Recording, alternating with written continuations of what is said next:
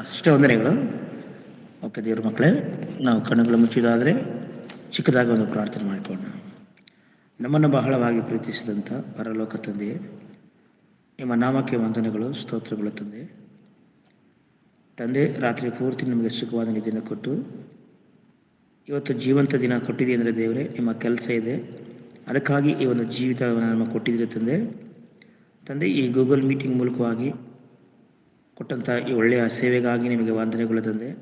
ಕೂಡಿ ಬಂದ ಎಲ್ಲ ಸಹೋದರ ಸಹೋದರಿಗಾಗಿ ಪ್ರಾರ್ಥಿಸ್ತೀನಿ ತಂದೆ. ಪ್ರತಿಯೊಬ್ಬರು ಆತ್ಮೀಯವಾಗಿ ಬೆಳೆಯಲು ದೇವರೇ, ಇಂಥ ಒಂದು ಯೋಚನೆಯನ್ನು ದೇವರೇ ನೀವು ನಮಗೆ ನಡೆಸ್ಕೊಳ್ಳೋದಕ್ಕಾಗಿ ನಿಮಗೆ ವಂದನೆಗಳಪ್ಪ. ಇದರ ಮೂಲಕ ದೇವರಿನ ವಾಕ್ಯವನ್ನು ಕೇಳಿ ಆ ವಾಕ್ಯದ ಪ್ರಕಾರ ಜೀವಿಸಿ ನಾವು ನಿತ್ಯ ರಾಜ್ಯವನ್ನು ಪಡೆದುಕೊಳ್ಳುವಂತೆ ನೀವು ಸಹಾಯ ಮಾಡು ತಂದೆ. ಮುಂಜಾನೆ ಸಮಯದಲ್ಲಿ ದೇವರ ವಾಕ್ಯವನ್ನು ಹಂಚುವಂತೆ ನನಗೆ ಪರಿಶುದ್ಧಾತ್ಮ ಜ್ಞಾನವನ್ನು ದಯಪಾಲಿಸು. ಅದೇ ರೀತಿ ಕೇಳುವಂಥ ಎಲ್ಲ ಮಕ್ಕಳಿಗೂ ವಿವೇಕ ಜ್ಞಾನವನ್ನು ದಯಪಾಲಿಸು ತಂದೆ. ಈಗ ತಂದೆ, ಈ ಒಂದು ಕೂಟವನ್ನು ಪ್ರಾರಂಭದಿಂದ ಅಂತ್ಯದವರೆಗೂ ನಡೆಸಿಕೊಳ್ಳುತ್ತದೆ ತಂದೆ. ನೀನು ತಾನು ನಡೆಸು, ಬಲಪಡಿಸು, ಯೇಸು ಪ್ರಭು ಹೆಸರಲ್ಲಿ ತಂದೆ, ಆಮೆನ್. ಕರ್ತನಾದಂಥ ಯೇಸು ಕ್ರಿಸ್ತನ ಹೆಸರಲ್ಲಿ ನಿಮ್ಮೆಲ್ಲರಿಗೂ ಹೃದಯಪೂರ್ವಕವಾದಂಥ ವಂದನೆಗಳ ಸಲ್ಲಿಸ್ತಾ ಇದ್ದೀನಿ ಪ್ರಿಯರೇ. ಎಲ್ಲರಿಗೂ ವಂದನೆಗಳು, ಇಷ್ಟು ವಂದನೆಗಳು. ತಿರುಗಿಂದ ಆವರ್ತಿ ಪ್ರಿಯರೇ, ದೇವರು ಇಂಥ ಒಂದು ಅವಕಾಶವನ್ನು ಕೊಡೋದಕ್ಕಾಗಿ ಮೊದಲನೇದಾಗಿ ನನ್ನ ತಂದೆಯಾದ ದೇವರಿಗೆ ನಾನು ವಂದನೆಗಳನ್ನು ಸಲ್ಲಿಸ್ತೀನಿ. ಅದೇ ರೀತಿ ಕೂಡಿ ಬಂದ ನಿಮ್ಮೆಲ್ಲರಿಗೂ ಯೇಸು ಕ್ರಿಸ್ತನ ಹೆಸರಲ್ಲಿ ನಾನು ವಂದನೆಗಳನ್ನು ಸಲ್ಲಿಸ್ತಾ ಇದ್ದೀನಿ ಪ್ರಿಯರೇ. ದೇವರ ಮಕ್ಕಳೇ, ಈ ದಿನದಲ್ಲಿ ಒಂದು ಪ್ರಾಮುಖ್ಯವಾದಂಥ ಅಂಶವನ್ನು ನಾವು ಧ್ಯಾನ ಮಾಡಲಿಕ್ಕೆ ನಾವು ಹೋಗೋಣ. ಪ್ರತಿಯೊಬ್ಬರು ಮ್ಯೂಟ್ ಮಾಡ್ಕೊಳ್ಳಿರ್ತಾರೆ, ಓದೋವಾಗ ಮಾತ್ರ ಅನ್ಮ್ಯೂಟ್ ಮಾಡ್ಕೊಂಡು ನೀವು ಓದಬೇಕಾಗಿ ನಿಮ್ಮನ್ನು ಪ್ರೀತಿಯಿಂದ ಕೇಳ್ಕೊಳ್ತಾ ಇದ್ದೀನಿ. ದೇವ್ರ ಮಕ್ಕಳೇ, ದೇವರು ಇಂಥ ಒಂದು ಸಮಯವನ್ನು ಕೊಟ್ಟೋದಕ್ಕಾಗಿ ಮತ್ತೊಂದು ಆವರ್ತಿ ನಾನು ದೇವರಿಗೆ ವಂದನೆಗಳನ್ನು ಸಲ್ಲಿಸ್ತಾ ನಾವು ಅಂಶದ ಕಡೆಗೆ ನಾವು ಹೋಗೋಣ. ಈ ದಿನದಲ್ಲಿ ಮಾತನಾಡುವಂಥ ಪಾಠದ ಹೆಸರು ಅಥವಾ ಅಂಶದ ಹೆಸರು ಎನ್ನುವಾಗ, ನಮ್ಮ ಜೀವಿತದಲ್ಲಿ ಶ್ರಮೆಗಳು ಬರುವುದಕ್ಕೆ ಕಾರಣವೇನು? ಮತ್ತೊಂದು ಸಾರಿ ಹೇಳ್ತಾ ಇದ್ದೀನಿ, ನಮ್ಮ ಜೀವಿತದಲ್ಲಿ ಶ್ರಮೆಗಳು ಬರುವುದಕ್ಕೆ ಕಾರಣ ಏನು? ಬರೀ ಶ್ರಮೆ ಅಂದರೆ ನೋಡುವಾಗಪ್ರೆ ಕಷ್ಟ, ದುಃಖ, ನೋವು, ಕಣ್ಣೀರು. ದೇವ್ರ ಮಕ್ಕಳೇ, ಪ್ರತಿಯೊಬ್ಬರ ಜೀವಿತದಲ್ಲಿ ಶ್ರಮೆ ಇದ್ದೇ ಇರ್ತದೆ. ಅಥವಾ ಆತನು ಯೇಸು ನಂಬಲಿ ನಂಬದೇ ಹೋಗಲಿ,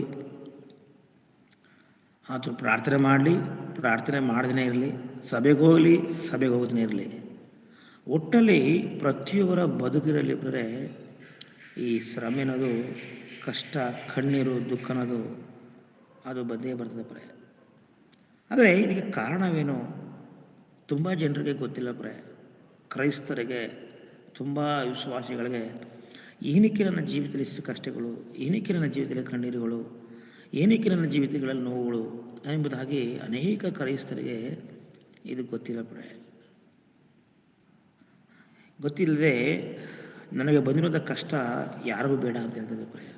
ಕೆಲವು ಟೈಮ್ ನಾವು ಇನ್ನೊಬ್ಬರ ಜೊತೆ ಮಾತಾಡುವಾಗ ಹೇಳ್ತೀವಿ, ಯಾವುದೋ ಒಂದು ಕಷ್ಟ ಬಂದಾಗ, ನೋವು ಬಂದಾಗ ಹೇಳ್ತೀವಿ, ಸಿಸ್ಟರ್ ನನಗೆ ಬಂದಿರೋ ಕಷ್ಟ ಯಾರಿಗೂ ಬರಬಾರ್ದು, ಬ್ರದರ್ ನನಗೆ ಬಂದಿರೋದ ಕಷ್ಟ ಯಾರಿಗೂ ಬರಬಾರ್ದು ಬ್ರದರ್ ಅಂತ. ಎಷ್ಟೋ ಜನರು ಏನು ಮಾಡಿದ್ರೆ, ತುಂಬ ಈ ಕಷ್ಟವನ್ನು ಸಹಿಸ್ಕೊಳಕ್ಕಾಗದೇ ಅನಾಹುತಗಳನ್ನು ಮಾಡ್ಕೊಳ್ತಾರೆ ಒಬ್ಬರೇ. ಅನಾಹುತರ ಮಾಡ್ಕೊಳ್ತಾರೆ. ಚಿಕ್ಕ ಚಿಕ್ಕ ವಿಷಯಕ್ಕೋಸ್ಕರ ದೊಡ್ಡದಾಗಿ ಮಾಡಿಕೊಂಡು ಲಾಸ್ಟ್ಗೆ ಸಾಯ್ತಾರೆ. ಚಿಕ್ಕ ವಿಷಯ ಮನೆಗಳಲ್ಲಿ ಒಂದು ಸಣ್ಣದಾಗಿ ಪ್ರಾರಂಭವಾಗ್ತದೆ ಬ್ರೆ, ಅದನ್ನೇ ದೊಡ್ಡದಾಗಿ ಮಾಡಿಕೊಂಡು ಅನೇಕರು ದೇಹ ಹತ್ಯೆಗಳನ್ನು ಮಾಡ್ಕೊಳ್ತಾರೆ ಬ್ರೆ, ಪ್ರಾಣಗಳನ್ನು ಕಳ್ಕೊಳ್ತಾರೆ ಬ್ರೆ. ಆದರೆ ಯಾಕೆ ಶ್ರಮೆಗಳು ಬರ್ತಾಯಿದೆ, ಏನಕ್ಕೆ ಇಷ್ಟು ಒಂದು ನೋವು ನಮ್ಮ ಜೀವಿತದಲ್ಲಿ ಬರ್ತದೆ ಅನ್ನೋದ ಆಲೋಚನೆ ಮಾಡೋದಿಲ್ಲ ದೇವ್ರ ಮಕ್ಕಳೇ. ಅದು ದೇವರು ನಂಬಿರ್ತೀವಿ, ದೇವ್ರಿಗಾಗಿ ಪ್ರತಿದಿನ ಪ್ರಾರ್ಥಿಸ್ತಾ ಇರ್ತೀವಿ, ಬೈಬಲ್ ಓದ್ತಾ ಇರ್ತೀವಿ. ಆದರೂ ಕೆಲವು ಟೈಮಲ್ಲಿ ನಮಗೆ ಶ್ರಮೆಗಳು ಬಂದಾಗ ನಾವು ತುಂಬ ಏನು ಮಾಡ್ತೀವಿ, ದುಃಖಕ್ಕೀಡಾಗ್ತೀವಿ ಪ್ರೇ.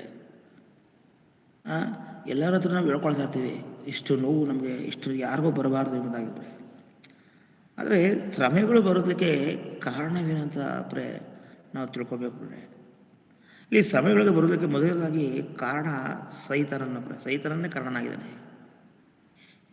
ಈಗ ಈ ಸೈತಾನನು ಯಾವ ರೀತಿ ಶ್ರಮೆಗಳು ತರ್ತಾನೆ ಗೊತ್ತಪ್ರೆ ಅಂದರೆ, ಅಪವಾದಿ ಭಕ್ತರ ಜೀವಿತದಲ್ಲಿ ಯಾವ ರೀತಿ ಶ್ರಮೆಗಳನ್ನ ತರ್ತಾನೆ ಗೊತ್ತಾ? ಅವನು ಜೀವಿತದಲ್ಲಿ ಯಾವಾಗಲೂ ಪ್ರತಿಯೊಬ್ಬರಿಗೂ ಶ್ರಮೆಗಳನ್ನ ತಂದು, ಶೋಧನೆಗಳನ್ನ ತಂದು, ಅವನ ಉದ್ದೇಶ ಒಂದೇ ಬರೀ ದೇವರಿಂದ ದೂರ ಮಾಡಬೇಕು. ಯಾರು ಸಹ ದೇವರ ಕಡೆಗೆ ತಿರುಗಬಾರ್ದು, ದೇವರನ್ನ ಸಂತೋಷಪಡಿಸಬಾರ್ದು, ದೇವರನ್ನ ಆರಾಧನೆ ಮಾಡಬಾರ್ದು. ನಾವು ಆದಿಂದಲೂ ನೋಡ್ತೀವಿ, ಪ್ರಾರಂಭದಿಂದಲೂ ನೋಡ್ತೀವಿ. ಅವನ ಒಂದು ಗುಣ ಸೈತಾನನಿಗೆ, ಅಪವಾದಿಗೆ.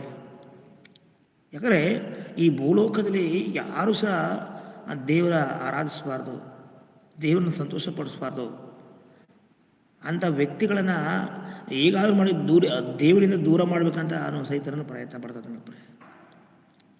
ನಾವು ನೋಡ್ತೀವಿ ಆದಿಕಾಂಡದಲ್ಲಿ ಆದಾಮ ಅವ್ವರನ್ನ ನೋಡ್ತೀವಿ, ದೇವರಿಂದ ದೂರ ಮಾಡ್ತಾನೆ. ದೇವರು ಮೆಚ್ಚಿಸುವಂಥ ಆ ಎಬೇಲನನ್ನು ಇದನ್ನು ಸಹಿಸಕ್ಕಾಗದೇ ಕಾಯಿನೊಳಗೆ ಬಂದು ತಮ್ಮನನ್ನು ಕೊಲೆ ಮಾಡ್ತಾನೆ. ನಾವು ಪ್ರತಿಯೊಂದು ಇತಿಹಾಸ ನೋಡುವಾದರೆ ಅನೇಕರನ್ನ ಅವನ ಉದ್ದೇಶ ದೇವರನ್ನ ಯಾರೂ ಸಂತೋಷಪಡಿಸಬಾರ್ದು ಅಂತ ಹೇಳಿ ಅವರ ಬಾಳಿನಲ್ಲಿ ಅನೇಕ ಕಷ್ಟಗಳನ್ನು, ತೊಂದರೆಗಳನ್ನು ತಂದಾಕಿ ಎಷ್ಟೋ ಜನರನ್ನು ದೇವರಿಂದ ದೂರ ಮಾಡಿ ನರಕದ ಹಾದಿಗೆ ಅವ್ರನ್ನ ನಡೆಸ್ತಾ ನೆನಪರೆ. ಅದರಿಂದ ನಾವು ತಿಳ್ಕೊಳ್ಳೋಣ ಯಾವ್ಯಾವ ರೀತಿಯಲ್ಲಿ ಸೈತಾನಗಳನ್ನು ಶ್ರಮೆಗಳನ್ನು ತರ್ತಾನೆ, ಕಷ್ಟಗಳನ್ನು ತರ್ತಾನೆ ಅನ್ನೋದನ್ನ ನಾವು ವಾಕ್ಯದ ಮೂಲಕ ಪ್ರೇರೆ ಈ ಒಂದು ಮುಂಜಾನೆ ಸಮಯದಲ್ಲಿ ನಾವು ಧ್ಯಾನ ಮಾಡಲಿಕ್ಕೆ ನಾವು ಹೋಗೋಣಪ್ರೆ. ಅದರಿಂದ 2 ಕೊರಿಂಥ ಪುಸ್ತಕ 11ನೇ ಅಧ್ಯಾಯ 26ನೇ ವಚನವನ್ನು ನಾವು ಓದಿಕೊಂಡಪ್ರೆ. 2 ಕೊರಿಂಥ ಪುಸ್ತಕ 11ನೇ ಅಧ್ಯಾಯ 26ನೇ ವಚನವನ್ನು ದಯಮಾಡಿ ಯಾರಾದರೂ ಗಟ್ಟಿಯಾಗಿ ಓದಬೇಕಾಗಿ ನಿಮ್ಮ ಪ್ರೀತಿಯಿಂದ ಕೇಳ್ಕೊಳ್ತೇನೆ ಪ್ರೆ. ಆತನ ಸೇವೆಯಲ್ಲಿ ಎಷ್ಟೋ ಪ್ರಯಾಸಗಳನ್ನು ಮಾಡಿದ್ದೇನೆ. ನದಿಗಳ ಅಪಾಯಗಳು, ಕಳ್ಳರ ಅಪಾಯಗಳು, ಸ್ವಂತ ಜನರಿಂದ ಅಪಾಯಗಳು, ಅನ್ಯರಿಂದ ಅಪಾಯಗಳು, ಪಟ್ಟಣದಲ್ಲಿ ಅಪಾಯಗಳು, ಕಾಡಿನಲ್ಲಿ ಅಪಾಯಗಳು, ಸಮುದ್ರದಲ್ಲಿ ಅಪಾಯಗಳು, ಸುಳ್ಳು ಸಹೋದರಗಳಲ್ಲಿ ಇರುವಾಗ ಅಪಾಯಗಳು ನನಗೆ ಸಂಭವಿಸುವವು. ಸಾಕು ಮತ್ತೆ ಥ್ಯಾಂಕ್ಸ್. ನೋಡಿ, ಇದನ್ನು ಪೌಲನು ಬಹಳ ತನ್ನ ಒಂದು ಸ್ವಇಚ್ಛೆಯಿಂದ ಈ ಒಂದು ಪತ್ರಿಕೆನ ಬರೀತಿದ್ದಾನೆ ಪ್ರೆ. ತನ್ನ ಸಾಕ್ಷಿಯನ್ನು ಹೇಳ್ತಾ ಇದ್ದಾನೆ. ಏನೇನಿದೆ ನೋಡುವಾಗ ದೇವ್ರ ಮಕ್ಕಳೇ, ಈ ನಾವು ಒಂದು ವೇಳೆ ಈ 1 ಕೊರಿಂಥ 11ನೇ ವಚನದಿಂದ ಓದುವಾಗ ಪೌಲನು ಅವನಿಗೆ ಬಂದಂಥ ಶ್ರಮೆಗಳ ಬಗ್ಗೆ ಹೇಳ್ತಾ ಇದ್ದಾನೆ ಪ್ರೆ. ಅಂದರೆ ಶ್ರಮೆಗಳ ಅಪಾಯ ಅಂದರೆ ಅಪಾಯ, ಯಾವ ರೀತಿ ಅಪಾಯಗಳನ್ನ ಎದುರಿಸ್ತಾ ಇದ್ದೀನಿ, ಕಷ್ಟಗಳು, ಇಂಥ ಕಷ್ಟಗಳು ಪೌಲನಿಗೆ ಬಂದಿದೆ ಪ್ರೆ. ಇಂಥ ಕಷ್ಟಗಳು ಬರುವಾಗ ಪೌಲನು ಯಾವುದೋ ಒಂದು ಅನಾಹುತ ಮಾಡ್ಕೊಳ್ಳಿಲ್ಲ, ದೇಹತ್ಯೆ ಮಾಡ್ಕೊಳ್ಳಿಲ್ಲ, ಇದರ ದೇವ್ರನ್ನ ಬಿಟ್ಟು ಹೋಗಲಿಲ್ಲ ಅವನು ಪ್ರೆ. ಅವನು ಇನ್ನೂ ಕಷ್ಟಗಳು ಬಂತ ಇನ್ನೂ ಹೆಚ್ಚಾಗಿ ಆ ದೇವ್ರನ್ನ ಏನು ಮಾಡಿದ ಅವನು ಗೆಲ್ಲಿಸ್ಲಿಕ್ಕೆ ಪ್ರಯತ್ನ ಪಟ್ಟ ಪ್ರೆ. ನಮ್ಮಾಗೆ ನಿಮ್ಮಾಗೆ ನಾವೇನಾದ್ರು ಒಂದು ಸಣ್ಣ ಕಷ್ಟ ಬಂದರೆ, ಶೋಧನೆಗಳು ಬಂದರೆ ನಾವು ಅದನ್ನು ಪ್ರಾರ್ಥನೆಗೆ ಬರೋದಿಲ್ಲ, ಅಥವಾ ದೇವ್ರ ಕಡೆ ನಾವು ತಿರುಗೋದಿಲ್ಲ, ಬೈಬಲ್ ಓದೋದಿಲ್ಲ. ಆ ಒಂದು ಕಷ್ಟನೇ ಯೋಚನೆ ಮಾಡ್ತಾ ನಾವು ಹೋಗಿರ್ತೀವಿ. ಆದರೆ ಪೌಲರವರು ಆ ರೀತಿ ಎಲ್ಲ ಬೇರೆ. ಪೌಲರವರು ಏನು ಮಾಡ್ತಿದ್ದಾರೆ, ಅವರು ಇನ್ನೂ ದಿನೇ ಏನು ಮಾಡಿದ್ರೆ ಆ ದೇವರಿಗೆ ಹತ್ರ ಆಗ್ತಿದ್ದಾರೆ ಪ್ರೆ. ಸಂತೋಷ ಇದ್ದಾಗ ಪ್ರತಿಯೊಬ್ಬರು ಆರಾಧನೆ ಮಾಡ್ತಾರೆ, ಸಂತೋಷ, ದೇವ್ರನ್ನ ಹೊಗಳ್ತಾರೆ, ದೇವ್ರನ್ನ ಮಹಿಮೆಗೊಳಿಸ್ತಾರೆ. ಯಾಕಂದರೆ ನಮಗೆ ದೇವರು ಮಾಡಿದ ಉಪಕಾರಕ್ಕಾಗಿ, ದೇವರು ನನಗೆ ಇಂಥ ಒಂದು ಉಪಕಾರನ ಮಾಡಿದ್ದಾನೆ, ನನಗೊಂದು ಮಕ್ಕಳನ್ನು ಕೊಟ್ಟಿದ್ದಾನೆ, ಅಥವಾ ಯಾವುದೋ ಒಂದು ನಮ್ಮ ಜೀವಿತದಲ್ಲಿ ಉನ್ನತವಾದಂಥ ಕಾರ್ಯಗಳನ್ನು ಮಾಡಿದ್ದಾನೆ. ಅದಕ್ಕಾಗಿ ದೇವರ ಆಲಯಕ್ಕೆ ಹೋಗಿ ಅದು ಸಾಕ್ಷಿ ಕೊಡುವಂಥದ್ದು ಮತ್ತು ಆರಾಧನೆ ಮಾಡೋದು ನೋಡಿದ್ದೀವಿ. ಆದರೆ ಶ್ರಮೆಗಳು ಬಂದಾಗ ಯಾರು ದೇವರ ಬಳಿಯಲ್ಲಿರ್ತಾರೆ ಪ್ರೆ? ದೇವರನ್ನ ಆರಾಧನೆ ಮಾಡುವಂಥವ್ರು ಯಾರು? ದೇವರನ್ನ ಮಹಿಮೆಪಡಿಸುವಂಥವ್ರು ಯಾರು? ಈ ಪೌಲನು 1ನೇ ಶತಮಾನದಲ್ಲಿ ಪ್ರೆ ಏನಂದರೆ ಯಾವದಿಂದ ನನಗೆ ಅಪಾಯಗಳು ಬರ್ತವೆ ಎಂಬುದಾಗಿ ಹೇಳ್ತಾನೆ ಪ್ರೆ. ಮೊದಲನೇದಾಗಿರುವಾಗ ಅಲ್ಲಿ ಹೇಳ್ತಿದ್ದಾನೆ, ಸ್ವಂತ ಜನರಿಂದ ಅಪಾಯಗಳು, ಸ್ವಂತ ಜನರಿಂದ. ನೋಡಿ, ಟೈಮಲ್ಲಿ ದೇವ್ರ ಮಕ್ಕಳೇ, ನಾವು ಬೇರೆಯವರಿಂದ ನಮಗೆ ಹೆಚ್ಚಾಗಿ ಸಮಸ್ಯೆಗಳು ಬರೋದಕ್ಕಿಂತ ಮನೆಯವರಿಂದಲೇ ಸಮಸ್ಯೆಗಳು ಜಾಸ್ತಿ. ಈ ಉದಾಹರಣೆಗೆ ಯಾರೋ ಒಬ್ಬ ಮಗಳು ಆತ್ಮೀಯವಾಗಿ ಬೆಳೀತದಾಳಂತೆ ಮನೇಲಿ. ಆ ಮನೆಯಲ್ಲಿರುವಂಥವ್ರು ಅಕ್ಕಪಕ್ಕದವ್ರು ಯಾರೂ ನಮಗೆ ತೊಂದರೆ ಕೊಡಲ್ಲ, ಆ ಮನೆಯೊಳಗಿರೋವಂಥವ್ರೇ ತೊಂದರೆ ಕೊಡ್ತಾರೆ ಕೂಡ. ನಾವು ಪ್ರಾರ್ಥನೆ ಮಾಡೋದಕ್ಕೆ ಬಿಡೋದಿಲ್ಲ, ವಾಕ್ಯನ ಓದೋಕ್ಕೆ ಬರೋದಿಲ್ಲ, ಒಂದು ಪ್ರಾರ್ಥನೆ ಚರ್ಚ್ಗೆ ಹೋಗೋದಕ್ಕೆ ಬಿಡೋದಿಲ್ಲ. ಅಂದರೆ ಎಷ್ಟು ಶ್ರಮೆಗಳನ್ನು ತಂದಾಗ್ತಾರೆ ಅಂದರೆ ಭಯಂಕರ. ಮತ್ತು ಸ್ವಂತ ಜನರು, ಒಂದು ಅಣ್ಣನೋ ಒಂದು ವೇಳೆ ಕೊನೆ ಮನೆಯಲ್ಲಿರುವಂಥವ್ರು, ನಾವು ಯೇಸುವನ್ನು ಮತ್ತು ಪ್ರೀತಿಸುವಾಗ, ದೇವರನ್ನು ಆರಾಧಿಸುವಾಗ ನಮ್ಮನ್ನ ಕಿಂಡಲ್ ಮಾಡ್ತಾರೆ ಕೂಡ. ನೋಡಿ, ಒಂದು ವೇಳೆ ಹೊರಗಡೆ ಎಷ್ಟೇ ಕಷ್ಟಗಳು ಕೊಟ್ಟರೆ ಒಬ್ಬ ಭಕ್ತನು ಸಹಿಸ್ಕೋಬೋದು ಕೂಡ. ಒಂದು ವೇಳೆ ಸ್ವಂತ ಜನರು ಕಷ್ಟಗಳು ಕೊಡುವಾಗ ಅದನ್ನು ಸಹಿಸೋಕ್ಕಾಗಲ್ಲ.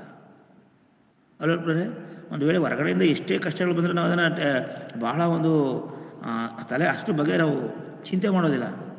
ಆದರೆ ಮನೆಯಲ್ಲಿರುವಂಥವರೇ ಗಂಡನಾಗಿರ್ಬೋದು, ಹೆಂಡತಿ ಆಗಿರ್ಬೋದು, ಮಕ್ಕಳಾಗಿರ್ಬೋದು, ನಾವು ಯಾವಾಗ ದೇವರಲ್ಲಿ ಬೆಳೀತಾ ಇರ್ತೀವಿ ಆತ್ಮಿಕವಾಗಿ ಬೆಳೀತಾ ಇರ್ತೀವಿ ಸ್ವಂತ ಗಂಡನಿಂದಲೇ ಶ್ರಮೆ ಬರ್ತದೆ ಇಲ್ಲದ ಸಲ್ಲದ ಮಾತುಗಳನ್ನು ಆಡ್ತಾರೆ. ಇಲ್ಲಿ ಪೌಲನು ಅದೇ ರೀತಿ ಹೇಳ್ತಾನೆ. ಆತನ ದೇವರನ್ನು ಮಹಿಮೆಪಡಿಸುವಾಗ, ದೇವರ ಸೇವೆ ಮಾಡುವಾಗ ಆತನು ಹೇಳುವಂಥ ಮಾತುಗಳು ಆತನ ಸೇವೆಯಲ್ಲಿ ಎಷ್ಟು ಪ್ರಯಾಸಗಳನ್ನು ಮಾಡಿದನು. ಪ್ರಯಾಸ ಅಂದರೆ ಎಷ್ಟು ಕಷ್ಟಗಳನ್ನು ಪಟ್ಟಿದ್ದೀನಿ ನಾನು. ಆ ದೇವರ ಸೇವೆನ ನಾನು ಕ್ಲಿಯರಾಗಿ ಮಾಡಬೇಕಾರೆ, ಎಂಡ್ ಮಾಡಬೇಕಾರೆ, ಅಂತ್ಯ ಮಾಡಬೇಕಾದ್ರೆ ನನ್ನ ಜೀವಿತದಲ್ಲಿ ನಾನು ಎಷ್ಟು ಶ್ರಮಗಳನ್ನು ಪಟ್ಟಿದ್ದೀನಿ ಎಂಬುದಾಗಿ ಹೇಳಿದರೆ, ಆದರೆ ಸೇವೆ ವಿಷಯದಲ್ಲಿ ಈ ಲೋಕದಲ್ಲಿ ಕಷ್ಟಗಳು ಆ ಮಾಮೂಲಿ ಬರ್ತಾ ಹೋಗ್ತಾ ಇದ್ದಾವೆ. ಆದರೆ ಸೇವೆ ಮಾಡಿ ಯಾರು ಆತ್ಮೀಯವಾಗಿ ಬೆಳಿಬೇಕಂತ ಇದ್ದಾರೆ, ಯಾರು ದೇವರನ್ನ ಹೇಗಾದರೂ ಮಾಡಿ ಪರಲೋಕವನ್ನು ಸೇರಬೇಕು, ನಾನು ಯೇಸು ಕ್ರಿಸ್ತನ ಮರಣದಲ್ಲಿ ಎತ್ತಲ್ಪಡಬೇಕು, ಮರಣಿಸಿದ ತಕ್ಷಣ ನಾನು ನೀತಿವಂತರಿರುವ ಸ್ಥಳಕ್ಕೆ ನಾನು ಹೋಗ್ಬೇಕಂತ ಈ ಲೋಕದಲ್ಲಿ ಯಾರು ಪ್ರಯಾಸ ಪಡ್ತಾ ಇದ್ದಾನೆ, ಪರಿಶುದ್ಧವಾಗಿ ಜೀವಿಸ್ತದನೋ ಈತನಿಗೆ ತುಂಬ ಕಷ್ಟಗಳು ನಾವು ಅನೇಕರನ್ನ ನೋಡ್ತೀವಿ ಈ ದಿನದಲ್ಲಿ. ನೀವು ಯೇಸುವನ್ನು ನಂಬಿದರೆ ನಿಮಗೆ ಆಶೀರ್ವಾದ, ನಿಮ್ಮ ಸಾಲಗಳು ಇರ್ತಿರ್ತವೆ, ನಿಮ್ಮ ಸಮಸ್ಯೆಗಳು ಪರಿಹಾರ ಇರ್ತದೆ. ಯೇಸು ಕ್ರಿಸ್ತನ ನೀರು ಮೇಲೆ ನಡೆದರು, ಯೇಸುಸ್ವಾಮಿ ಗಾಳಿನ ನಿಲ್ಲಿಸಿದ್ರು, ಯೇಸುಸ್ವಾಮಿ ಕುಷ್ಠರೋಗಿಗಳನ್ನು ವಾಸ ಮಾಡಿದ್ರು. ಈ ರೀತಿಯಾದ ಪ್ರಸಂಗಗಳನ್ನು ಮಾಡಿ ಮಾಡಿ ಮಾಡಿ ಮಾಡಿ ಜನರನ್ನ ಇನ್ನು ಸಭೆ ಒಳಗೆ ಕೂಡಿಸಿದ್ದಾರೆ. ಹಿಂಡಾಗಿ ಬರ್ತಾ ಇದ್ದಾರೆ. ಬಟ್ ಆದರೆ ಇವ್ರು ಯಾರು ಹೇಳ್ತಲ್ಲ, ಪರಲೋಕವನ್ನು ಪಡಿಬೇಕಾದ್ರೆ ಈ ಲೋಕದಲ್ಲಿ ಶ್ರಮೆಗಳನ್ನು ಪಡಬೇಕು, ಅನೇಕ ಕಷ್ಟಗಳನ್ನು ಪಡಬೇಕು. ಇದು ಯಾವುದು ಸಹ ಅವರು ಪ್ರಸಂಗಗಳನ್ನು ಮಾಡಿದರೆ, ದೇವರ ವಾಕ್ಯಗಳನ್ನು ಜನರಿಗೆ ತುಂಬದೆ ನಿಮಗೆ ದೇವರು ಅದನ್ನು ಕೊಡ್ತಾನೆ, ದೇವರು ಇದನ್ನು ಕೊಡ್ತಾನೆ, ದೇವರು ಹಂಗೆ ಮೇಲೆ ತರ್ತಾನೆ, ನಿಮಗೆ ಕಾರಗಳು ಕೊಡ್ತಾನೆ ಅಂತ ಹೇಳಿ ಹೇಳಿ ಜನರನ್ನ ಮಂಕರಾಗಿ ಮಾಡಿ ಈ ದಿನದಲ್ಲಿ ಎಷ್ಟೋ ಜನರನ್ನು ನಾಶನಕ್ಕೆ ಕರೆಸ್ತಾ ಇದ್ದಾರೆ. ಸುಳ್ಳು ಪ್ರವಾದನೆಗಳು, ಆ ಸುಳ್ಳು ಮಾತುಗಳು, ಸುಳ್ಳು ಭರವಸೆಗಳು, ಸುಳ್ಳು ಸಾಕ್ಷಿಗಳನ್ನು ಹೇಳಿ ದೇವರ ಮಕ್ಕಳಾದಂಥ ಕ್ರೈಸ್ತರನ್ನ ಅಪವಾದಿಯ ಬಾಯಿಯೊಳಗೆ ಇವರೇ ಆಗ್ತಾಯಿದ್ದಾರೆ ದೇವ್ರ ಮಕ್ಕಳೇ. ಆದರೆ ಇಲ್ಲಿ ಪೌಲನು ಹೇಳುವಂಥ ಮಾತುಗಳನ್ನು ನೀವು ಕೇಳುವಾಗ, ನಾನು ಸೇವೆಯಲ್ಲಿ ಪಟ್ಟಂಥ ಪ್ರಯಾಸಗಳೆಷ್ಟು, ಸ್ವಂತ ಜನರಿಂದ ಅಪಾಯ, ಸ್ವಂತ ಜನರಿಂದ ನಾವು ಯಾರು ಏನು ಹೇಳಿದ್ರು ನಾವು ಸಹಿಸ್ಕೋಬೋದು. ನಮ್ಮ ಕುಟುಂಬಗಳಲ್ಲಿ ನಮ್ಮ ಸ್ವಂತ ಜನರೇ ಒಂದು ವೇಳೆ ಏನಾದರೂ ಸೇವೆ ವಿಷಯವಾಗಿ, ದೇವರ ವಿಷಯವಾಗಿ ನಮ್ಮನ್ನು ಕಿಂಡಾಳು ಮಾಡುವಾಗ ಅದು ಸಹಿಸ್ಕೊಳ್ಳುವಂಥದ್ದು ಬಹಳ ಕಷ್ಟ. ಏನು ನೀನು ಪ್ರಾರ್ಥನೆ ಮಾಡ್ತಾಯಿದ್ದಿ, ವಾರ ವಾರ ಚರ್ಚೆಗೆ ಹೋಗ್ತಾಯಿದ್ದಿ, ಏನು ನಿನ್ನ ಸಮಸ್ಯೆ ಪರಿಹಾರ ಆಗಲಿಲ್ಲ, ನಾವು ಕಷ್ಟಗಳನ್ನ ಪಡುವಾಗ ಇವ್ರು ನಮ್ಮನ್ನ ಗೇಲಿ ಮಾಡ್ತಾರೆ. ಆದರೆ ಏನಾರು ಒಂದು ಅನಾಹುತ ಆಗ್ಬಿಟ್ಟು ನೋಡ್ದ ಯಾವ ರೀತಿ ಆಗ್ತು, ನಿಮ್ಮ ದೇವರು ಎಲ್ಲೋಗಿದ, ಈ ರೀತಿಯಾದಂಥ ಮಾತುಗಳನ್ನ ನಾವು ನೋಡ್ತೀವಿ. ಅದರಿಂದ ಇಲ್ಲಿ ಪೌಲನು ಹೇಳುವಂಥ ಮಾತು ಸ್ವಂತ ಜನರಿಂದ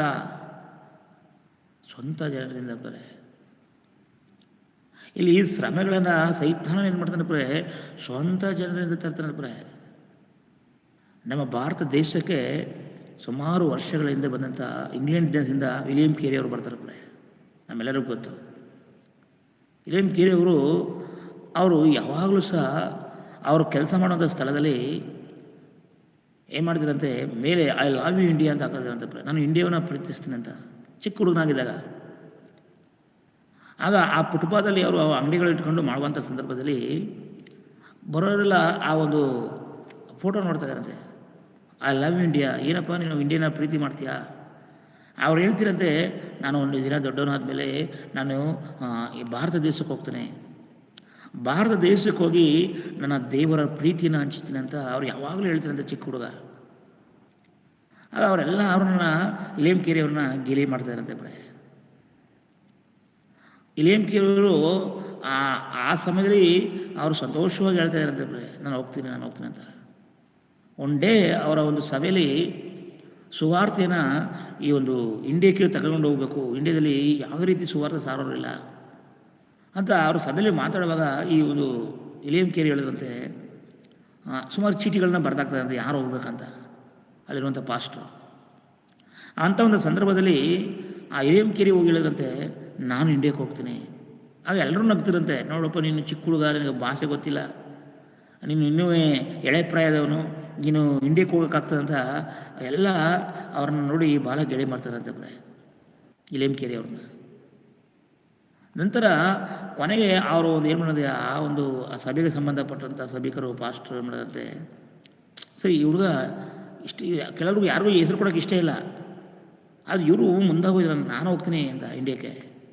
ಕೊನೆಗೆ ಸರಿ ಅಂದ್ಬಿಟ್ಟು ಪಾಸ್ಟ್ರು ಅವ್ರ ಹೆಸರನ್ನು ಬರೋ ಚೀಟಿ ಹಾಕಿದಂತೆ. ಸರಿ ಪ್ರಾರ್ಥನೆ ಮಾಡಿ ಆ ಚೀಟಿ ತಗೋ ಇಲೇಮ್ಕೇರಿಗೆ ಸಿಗ್ತಂತೆ ಬರೆ. ಕೊನೆಗೆ ಇಲೇಮ್ಕೇರಿಯವರು ಭಾರತ ದೇಶಕ್ಕೆ ಬರ್ತಾರೆ ಬರೆ. ಹಡಗಿನ ಮೂಲಕ ಸುಮಾರು ವರ್ಷ ಪ್ರಯಾಣ ಮಾಡಿ ಸುಮಾರು ದಿನ ಬರ್ತಾರೆ ಬರೆ ಇಂಡಿಯಾಗೆ ಬಂದು ಪಾಪ ಎಷ್ಟೋ ಈ ಒಂದು ಬೈಬಲ್ನ ಪ್ರಿಂಟ್ ಮಾಡಿ ಅನೇಕ ಎಷ್ಟೋ ಭಾಷೆಗಳನ್ನು ಕೇಳಿ ಎಷ್ಟೋ ಭಾಷೆಗಳಲ್ಲಿ ಬೈಬಲ್ನ ತರ್ಜಮೆ ಮಾಡ್ತಾರೆ ಬರೆ. ಇಂಥ ಸಂದರ್ಭದಲ್ಲಿ ಅಂತಿಂಥ ಕಷ್ಟಗಳನ್ನ ಅವ್ರು ಅನುಭವಿಸಿಲ್ಲ ಬರೆ. ಕೊನೆಗೆ ಅವರಿಬ್ಬರು ಮಕ್ಕಳು ಸುತ್ತಾಗಿದ್ದಾರೆ ಬರೆ, ಹೆಂಡತಿಗೆ ಹುಚ್ಚು ಬಂದಿದೆ ಬರೆ. ನೋಡಿ ಪ್ರೆ, ಇಂಥ ಒಂದು ಸಮಸ್ಯೆಗಳ ಮೇಲೆ ಕೆಲವು ಟೈಮಲ್ಲಿ ಇನ್ನೇನೆಲ್ಲ ಬೈಬಲ್ ಬರೆದಿ ಒಂದು ದೊಡ್ಡ ಫ್ಯಾಕ್ಟ್ರಿನ ಬೆಂಕಿ ಎತ್ತಿದೆ ಪ್ರೆ. ಎಷ್ಟು ಶ್ರಮೆಗಳಂದ್ರೆ ಪ್ರೆ, ಕೊನೆಗೆ ಆ ಒಂದು ಕಷ್ಟವನ್ನು ನೋಡಿ ಇಂಗ್ಲೆಂಡ್ ದೇಶದಲ್ಲಿ ಹೇಳ್ತಾರಂತೆ ಪ್ರೆ. ಇಂಗ್ಲೆಂಡ್ ದೇಶದಲ್ಲಿ ಅಲ್ಲಿರುವಂಥ ಸಭಿಕರು ಹೇಳ್ತಾರೆ, ರಿಟರ್ನು ಬಾ ಅಂತ ಹೇಳ್ತಾರಂತೆ. ಇಲೇಮ್ಕೇರಿ ನಿನ್ನ ಕಷ್ಟಗಳನ್ನ ನೋಡೋಕ್ಕಾಗ್ತಲ್ಲ, ದಯಮಾಡಿ ನಮ್ಮ ದೇಶಕ್ಕೆ ಬಂದ್ಬಿಡು. ಆಗ ಇಲೇಮ್ಕೇರಿ ವಾಪಸ್ ಹೇಳ್ತಾರಂತೆ, ಇಲ್ಲ, ನಾನು ಮುಂದೆ ಇಟ್ಟಂಥ ಹೆಜ್ಜೆ ನಾನು ಹಿಂದೆ ತೆಗೆದಿಲ್ಲ. ನನ್ನ ಕ್ರಿಸ್ತನಿಗಾಗಿ ನನ್ನ ಪ್ರಾಣ ಹೋದರೂ ಪರವಾಗಿಲ್ಲ, ನಾನು ಇಂಡಿಯ ದೇಶದಲ್ಲಿ ಕ್ರಿಸ್ತನ ಪ್ರೀತಿನ ನಾನು ಹಂಚಬೇಕು ಎಂಬುದಾಗ್ತಾರೆ. ಕೊನೆಯ ಗಂಟು ಅವರು ಅಷ್ಟು ಕಷ್ಟಗಳನ್ನು ಅನುಭವಿಸಿ ಇವತ್ತು ನಮ್ಮೆಲ್ಲರ ಕೈಯಲ್ಲಿ ಆ ಬೈಬಲ್ ಸೇರುವಂತೆ ಮಾಡಿದ್ದಾರೆ ದೇವ್ರ ಮಕ್ಕಳೇ. ಯಾಕಂದರೆ ಪ್ರಯಾಸ ಪಟ್ಟರೆ ಮಾತ್ರ ಮತ್ತೊಬ್ಬನೇ ನಾವು ಸುವಾರ್ತೆ ಸಾರಲಿಕ್ಕೆ ಸಾಧ್ಯ. ಪ್ರಯಾಸ ಪಟ್ಟರೆ ಮಾತ್ರ ದೇವರ ಸೇವೆನ ಮುಂದೆ ತಗಲಿಕ್ಕೆ ನಾವು ಸಾಧ್ಯ. ಪ್ರಯಾಸ ಇಲ್ಲದೆ ಯಾವುದೇ ಈ ಭೂಮಿಯಲ್ಲಿ ನಾವು ಮುಂದೆ ಬರಲಿಕ್ಕೆ ಸಾಧ್ಯ ಇಲ್ಲ. ದೇವ್ರ ಮಕ್ಕಳಲ್ಲಿ ಪೌಲನು ಅದೇ ರೀತಿಯೇ, ನಾನು ಸ್ವಂತ ಜನರಿಂದ ಅಪಾಯ, ಸ್ವಂತ ಜನರಿಂದ ಶ್ರಮೆಗಳು, ಸ್ವಂತ ಜನಗಳಿಂದ ಕಣ್ಣೀರುಗಳು, ದುಃಖಗಳು, ವೇದನೆಗಳು.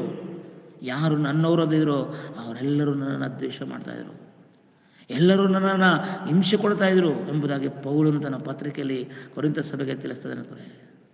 ನನ್ನ ಪ್ರಿಯ ದೇವಜನರೇ, ಒಂದು ವೇಳೆ ನಿನ್ನ ಜೀವಿತದಲ್ಲಿ ಸೈತಾನನು ನಿನ್ನ ಸ್ವಂತ ಜನರ ಮೂಲಕವಾಗಿ ನಿನ್ನ ಸೋದರವಾಗಿ ನಿನ್ನ ಭಯಪಡಬೇಡ ಪ್ರೆ. ಆ ಶ್ರಮೆಗಳ ಮೊದಲಲ್ಲಿ ನೀನು ಸೇವೆ ಮಾಡು, ಶ್ರಮೆ ಮೊದಲಲ್ಲಿ ನೀನು ಸ್ಥಿರವಾಗಿ ನಿಲ್ಲು. ದೇವರು ನಿನ್ನ ಜೊತೆ ಇರ್ತಾನೆ ಪ್ರೆ, ದೇವರು ನಿನ್ನ ಮುಂದೆ ನಡೆಸ್ತಾನೆ ಪ್ರೆ. ನಿನಗೆ ಗುರಿಯನ್ನು ತಲುಪಿಸುವಂಥ ಗುರಿಯನ್ನು ದೇವರು ಖಂಡಿತವಾಗಿ ನಿನ್ನ ತಲುಪಿಸ್ತಾನೆ ಪ್ರೆ. ಅದಕ್ಕಾಗಿ ಸೈತಾನನು ಈ ಒಂದು ಗುರಿಯನ್ನು ತಪ್ಪಿಸೋಕ್ಕೋಸ್ಕರ ಮೊದಲಾಗಿ ಬಾಣವನ, ಹೆಂಡತಿಯ ಮೂಲಕ ಬಾಣವನ್ನು ಬಿಡ್ತಾನೆ ಪ್ರೆ, ಮಕ್ಕಳ ಮೂಲಕ ಬಾಣವನ್ನು ಬಿಡ್ತಾನೆ, ಅಥವಾ ಸಂಬಂಧಿಕರ ಮೂಲಕವಾಗಿ ಬಾಣವನ್ನು ಬಿಡ್ತಾನೆ ಪ್ರೆ. ನಾವು ದೇವರ ಮಕ್ಕಳಾದ ನಾವು ತಿಳ್ಕೊಳ್ಬೇಕು, ಈ ಶ್ರಮೆ ನನಗೆ ಬಂದಿದೆ ಅಂದರೆ ಹೌದು, ಆ ಶ್ರಮೆಯನ್ನು ನಾವು ಜಯಿಸಲಿಕ್ಕೆ ನಾವು ಸಿದ್ಧ ಆಗಬೇಕು ಪ್ರೆ.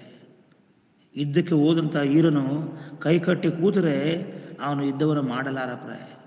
ಹೋರಾಡಬೇಕು ಪ್ರೆ, ಹೋರಾಡುವಾಗ ಅವನು ಖಂಡಿತವಾಗಿ ಜಯವನ್ನು ಕಾಣ್ತಾನೆ ಪ್ರೆ. ಅದೇ ರೀತಿ ನಾವೆಲ್ಲರೂ ಕ್ರೈಸ್ತರೆಲ್ಲರೂ ಸಹ ನಾವು ಯುದ್ಧದ ಭೂಮಿಯಲ್ಲಿ ಬಂದಿದ್ದೀವಿ, ಯುದ್ಧದ ರಣರಂಗದಲ್ಲಿ ಬಂದಿದ್ದೀವಿ. ಯಾವುದೇ ಶ್ರಮೆಗಳ ಬಂದರೂ ಸಹ ಅದನ್ನು ನಾವು ಜಯಿಸಲಿಕ್ಕೆ ನಾವು ಸಿದ್ಧರಾಗಬೇಕು ಪ್ರೆ. ನಾವು ಓಡಬಾರ್ದು, ಏಡಿಗಳಾಗಿ ನಾವು ಓಡಬಾರ್ದು ಪ್ರೆ. ಅದರಿಂದ ಬದಲಾಗಿ ಇಲ್ಲಿ ಪೌಲನು ಹೇಳ್ತಿದ್ರೆ, ನನಗೆ ಏನಂತೆ ಸ್ವಂತ ಜನರಿಂದ ಅಪಾಯಗಳು ಬರ್ತವೆ. ಎರಡದಾಗಿ ಅನ್ಯರಿಂದ ಅಪಾಯಗಳು, ಅನ್ಯರಿಂದ ಬರೆ. ಅನ್ಯರ ಬಳಿ ನಾವು ದೇವರು ನಂಬಿದ್ದೀವಿ ಅಂದರೆ ಸಾಕು ಪ್ರೆ. ಯೇಸು ಕ್ರಿಸ್ತನನ್ನು ನಂಬಿದ್ದೀವಿ, ನಮ್ಮನ್ನು ಕಂಡ್ರೆ ಅಸೂಯೆ ಪಡ್ತಾರೆ ಪ್ರೆ, ನಮ್ಮನ್ನು ಕಂಡ್ರೆ ಏನೋ ಒಂದು ಥರ ನೋಡ್ತಾರೆ ಪ್ರೆ. ಅದಾಗಿ ಕುಟುಂಬದಲ್ಲಿ ಸಮಸ್ಯೆಗಳು. ಎರಡನೇದಾಗಿ ಪೌಲನಿಗೆ ಅನ್ಯರಿಂದ ಸುವಾರ್ತೆ ಸಾರಕ್ಕೆ ಬಿಡ್ತಾ ಇಲ್ಲ ಪ್ರೆ. ಅವನ ಮೇಲೆ ತಪ್ಪಾದ ಮಾತುಗಳು, ಇಲ್ಲದ ಸಲ್ಲದ ಮಾತುಗಳನ್ನು ಆಡ್ತಾರೆ ಪ್ರೆ. ಅದೇ ರೀತಿ ನಮ್ಮ ಜೀವಿತದಲ್ಲಿ ಅನ್ಯರಿಂದ ಅನೇಕ ಅಪಾಯಗಳು ಬರ್ತವೆ ಪ್ರೆ. ಬಂದಿದೆ, ಇಷ್ಟೆಲ್ಲ ಕಷ್ಟ ಬಂದರೂ ಅವನು ಅಪಾಯ ಮಾಡ್ಕೊಳ್ಳಿಲ್ಲ ಪ್ರೆ. ನಾವಾದರೆ ಅಯ್ಯೋ ಬಿಡಪ್ಪ, ಈ ಸಭೆಗೆ ಹೋಗಬಾರ್ದು, ನಾವು ಪ್ರಾರ್ಥನೆ ಮಾಡಬಾರ್ದು, ಇಷ್ಟೊಂದು ಕಷ್ಟ ಯಾರು ಸಹಿಸ್ಕೊಳ್ತದೆ, ನನ್ನ ಕೈಲಾಗಲ್ಲಪ್ಪ, ನಾನು ಸಾಕು, ಇನ್ನು ಸುವಾರ್ತೆ ಸಾಲಕ್ಕಪ್ಪ, ಇನ್ನು ಮೇಲೆ ನಾನು ಈ ಥರ ಬರೋದಿಲ್ಲ. ಯಾರೂ ದಿನ ನಿದ್ದೆಗೆಡ್ತಾರೆ, ಪುನಃ ದಿನನಿತ್ಯ ನಾನು ಯಾರೋ 5 ಗಂಟೆಗೆ ಬರೋಕ್ಕಾಗ್ತದೆ? ಇಲ್ಲಪ್ಪ, ನಾನು ಬರೋಕ್ಕಾಗಲ್ಲ, ನಾನು ತುಂಬ ಕಷ್ಟ. ಇಲ್ಲಪ್ಪ, ನಿನ್ನ ಕಷ್ಟಕ್ಕೆ ಒಂದು ದಿನ ದೇವರು ಪ್ರತಿಫಲವನ್ನು ಕೊಡ್ತಾನಪ್ಪ. ನಿನ್ನ ದೇವರ ವಾಕ್ಯ ಹೇಳ್ತದೆ ನೋಡಿ ಪ್ರೇ, 84ನೇ ವಚನದಲ್ಲಿ ಒಂದು ಮಾತು ಹೇಳ್ತಾರೆ ಪ್ರೇ. 84ನೇ ಕೀರ್ತನೆ ಪುಸ್ತಕ 10ನೇ ವಚನದಲ್ಲಿ ಈ ವಾಕ್ಯ ಹಿಂಗೆ ಇಟ್ಕೊಂಡ್ರನ್ನ ನಾವು ತಿರುಗಿ ಬರೋಣ. 84 10ನೇ ವಚನ ನೋಡುವಾಗ ದೇವರ ವಾಕ್ಯ ಹೇಳ್ತದೆ ನೋಡ್ರಿ. ನಿಮ್ಮ ಆಲಯದ ಅಂಗಳಗಳಲ್ಲಿ ಕಳೆದ ಒಂದು ದಿನವು ಬೇರೆ 1000 ದಿನಕ್ಕಿಂತ ಉತ್ತಮವಾಗಿದೆ. ದುಷ್ಟರ ಗುಡಾರಗಳಲ್ಲಿ ನೋಡಿ ವಾಸಿಸುವುದಕ್ಕಿಂತ ಇಲ್ಲಿ ನಿನ್ನ ಅಷ್ಟೇ, ದೇವರ ಇಲ್ಲಿ ಸಾಕು. ನೋಡಿ ಇಲ್ಲಿ ದೇವರ ವಾಕ್ಯ ಹೇಳ್ತದೆ, ನಿನ್ನ ಆಲಯದ ಅಂಗಳದಲ್ಲಿ ಕಳೆದ ಒಂದು ದಿನವು 1000 ವರ್ಷಕ್ಕೆ ಸಮಾನಾಗಿದೆ ಅಂತ. ಎಲ್ಲ ಸಮಯಗಳು ವೇಸ್ಟ್ ಆಗ್ಬೋದು ಪ್ರೇ, ಆದರೆ ನಿನ್ನ ಮುಂಜಾನೆ ದೇವರ ಸನ್ನಿಧಾನದಲ್ಲಿ ನೀನು ಕೂತ್ಕೊಳ್ತಿಲ್ಲ ಪ್ರೇ, ಅದೆಂದಿಗೂ ವ್ಯರ್ಥವಾಗಲ್ಲ ಅಂತ ಬಿಳಿ ಭಕ್ತನ ಹೇಳ್ತದೆ ಪ್ರೇ. ಯಾಕಂದ್ರೆ ನಾವೆಲ್ಲರೂ ಸಭೆಯಾಗಿ ನಾವು ಕೊಡ್ತಾ ಇದ್ದೀವಿ, ಪ್ರತಿನಿತ್ಯ ದೇವರ ವಾಕ್ಯಗಳನ್ನ ಕೇಳ್ತಾ ಇದ್ದೀವಿ, ಅದೆಂದಿಗೂ ವ್ಯರ್ಥವಾಗಲ್ಲ ಅಂತ ಇಲ್ಲಿ ಭಕ್ತನ ಹೇಳ್ತಾ ಇದ್ದಾನೆ. ದೇವ್ರ ಮಕ್ಕಳೇ, ದೇವರ ಪ್ರೇರೇಪಣೆಯಿಂದ ಈ ಥರ ಹೇಳ್ತಾ ಇದ್ದಾನೆ. ಅದರಿಂದ ದೇವ್ರ ಮಕ್ಕಳೇ, ಇಲ್ಲಿ ಪೌಲನು ಕಷ್ಟಗಳು ಬಂದಾಗ ಅವನ ಅಪಾಯಗಳನ್ನ ಮಾಡ್ಕೊಳ್ಳಿಲ್ಲ ಪ್ರೇ. ಅಯ್ಯೋ ಸಾಕಪ್ಪ ಈ ಸೇವೆ ಅಂತ ಹೇಳಿಲ್ಲ ಪ್ರೇ. ನಾವೇನು ಮಾಡಿದೆ, ಚಿಕ್ಕ ಚಿಕ್ಕ ಅಪಾಯಕ್ಕೆ ಇಷಿಗೆ ಅಪಾಯ ಮಾಡ್ಕೊಳ್ಳೋದನಪ್ಪ, ಆತ್ಮಹತ್ಯೆ ಮಾಡ್ಕೊಳ್ತೀವಿ ಪ್ರೇ. ದೇವ್ರನ್ನ ಬಿಟ್ಟು ಹೋಗ್ತೀವಿ ಚಿಕ್ಕ ಚಿಕ್ಕ ವಿಷಯಕ್ಕೆ. ಅಯ್ಯೋ ನನಗೆ ಅವ್ರು ನೋವು ಪಡಿಸ್ಬಿಟ್ರು, ನಾನು ಅವ್ರ ಹತ್ರ ಮಾತಾಡಲ್ಲ. ಅಯ್ಯೋ ಆ ಸಭೆಗೆ ನಾನು ಹೋಗಲ್ಲ, ಅವ್ರ ಹತ್ರ ನಾನು ಮಾತನಾಡಲ್ಲ. ಆದರೆ ನಮ್ಮ ಜೀವಿತದಲ್ಲಿ ನಾವು ಏನೇ ಬಂದರೂ ಸಹ ಅದು ಒಳ್ಳೇದಕ್ಕಾಗಿರೋ ಅಂತ ನಾವು ತಿಳ್ಕೊಬೇಕು ರೇ. ಈ ಜೀವಿತವಾಗಿ ನನಗೆ ಈ ಕಷ್ಟ ಬಂದಿರೋದು ಒಳ್ಳೆಯದಕ್ಕಾಗಿ ಎಂಬುದಾಗಿ ಈ ರೀತಿ ಒಂದು ಸ್ಟೋರಿ ಇದೆ ಪ್ರೇ. ಅದು ಆತ್ಮಿಕವಾಗಿ ಬೆಳೆಯಕ್ಕೆ ನಿಮ್ಗೆ ಹೇಳ್ತಾ ಇದ್ದಾನೆ. ಒಬ್ಬ ರಾಜ ಇದ್ದಂತೆ ಪ್ರೇ. ರಾಜನಿಗೆ ಒಬ್ಬ ಮಂತ್ರಿ. ಈ ರಾಜನಿಗೆ ಯಾವಾಗಲೂ ಬೇಟೆ ಆಡುವಂಥ ಹುಚ್ಚು. ಒಂದಿನ ಮಂತ್ರಿನ ಕರ್ಕೊಂಡು, ದೇವ್ರ ಮಕ್ಕಳೇ, ಅದನ್ನು ಕಾಡ್ಗೆ ಹೋಗ್ತಾನೆ ಪ್ರೇ. ಬೇಟೆ ಮಾಡೋಣ ಇವತ್ತು, ಏನಾದರೂ ಮಾಡಿ ಒಂದು ಬೇಟೆ ಮಾಡಬೇಕು, ಬೇಟೆ ಮಾಂಸವನ್ನು ತಿನ್ನಬೇಕಂತ. ಸರಿ ಆಯಿತು ರಾಜ, ನಡಿ ಅಂತ ಮಂತ್ರಿನ ಬರ್ತಾನೆ. ರಾಜನಿಗೆ ಈ ಬಿಲ್ ಹೊಡೆದ್ರೆ ಭಾಳ ಇಷ್ಟ, ಭಾಳ ಚೆನ್ನಾಗಿ ಒಳ್ಳೆ ಗುರಿ ಅವನಿಗೆ. ಸರಿ, ಅವನು ಬೆಳಗಿಂದ ಮಧ್ಯಾಹ್ನ ಕಂಟ ಪ್ರಯಾಸ ಪಡ್ತಾರೆ, ಯಾವುದೂ ಸಹ ಪ್ರಾಣಿ ಬೀಳ್ತಲ್ಲ ಪ್ರೇ.